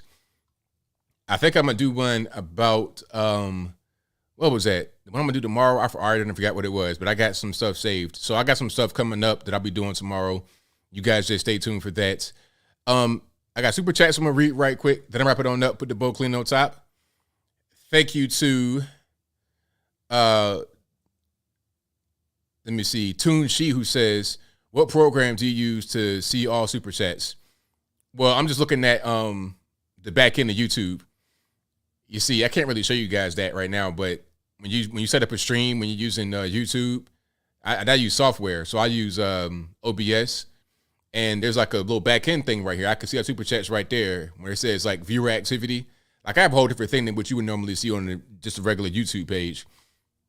And then I can also go into the back end of my actual channel, and I can see supers in the list. So if I don't have them right there on that list, if some of them don't populate for whatever the reason may be, I'm able to go see them in a different way. So that's all. It's not a program specifically. I'm just in the web browser, the way I would normally do my my stream. And thank you to Matthew Richardson, who says Elon just invented an app called TokTik. It's like TikTok, except it's Chinese predators. It's for Chinese predators. Thank you for that. And thank you to Phil Shoy. I know it's your name, man. I'm sorry. Please forgive me. Who says, is it wrong to question why the media and government lied to us into war in the Middle East 20 years? Was it for oil, or is there a certain other country over there with local enemies? Okay, we can talk about that, I guess. Thank you to Zedach's Cane Sword, who says, super effective with the emoji. Thank you for that, man. I appreciate for your generous donation. But that will be a wrap for me tonight. So until next time, y'all be safe. I'm out, and peace.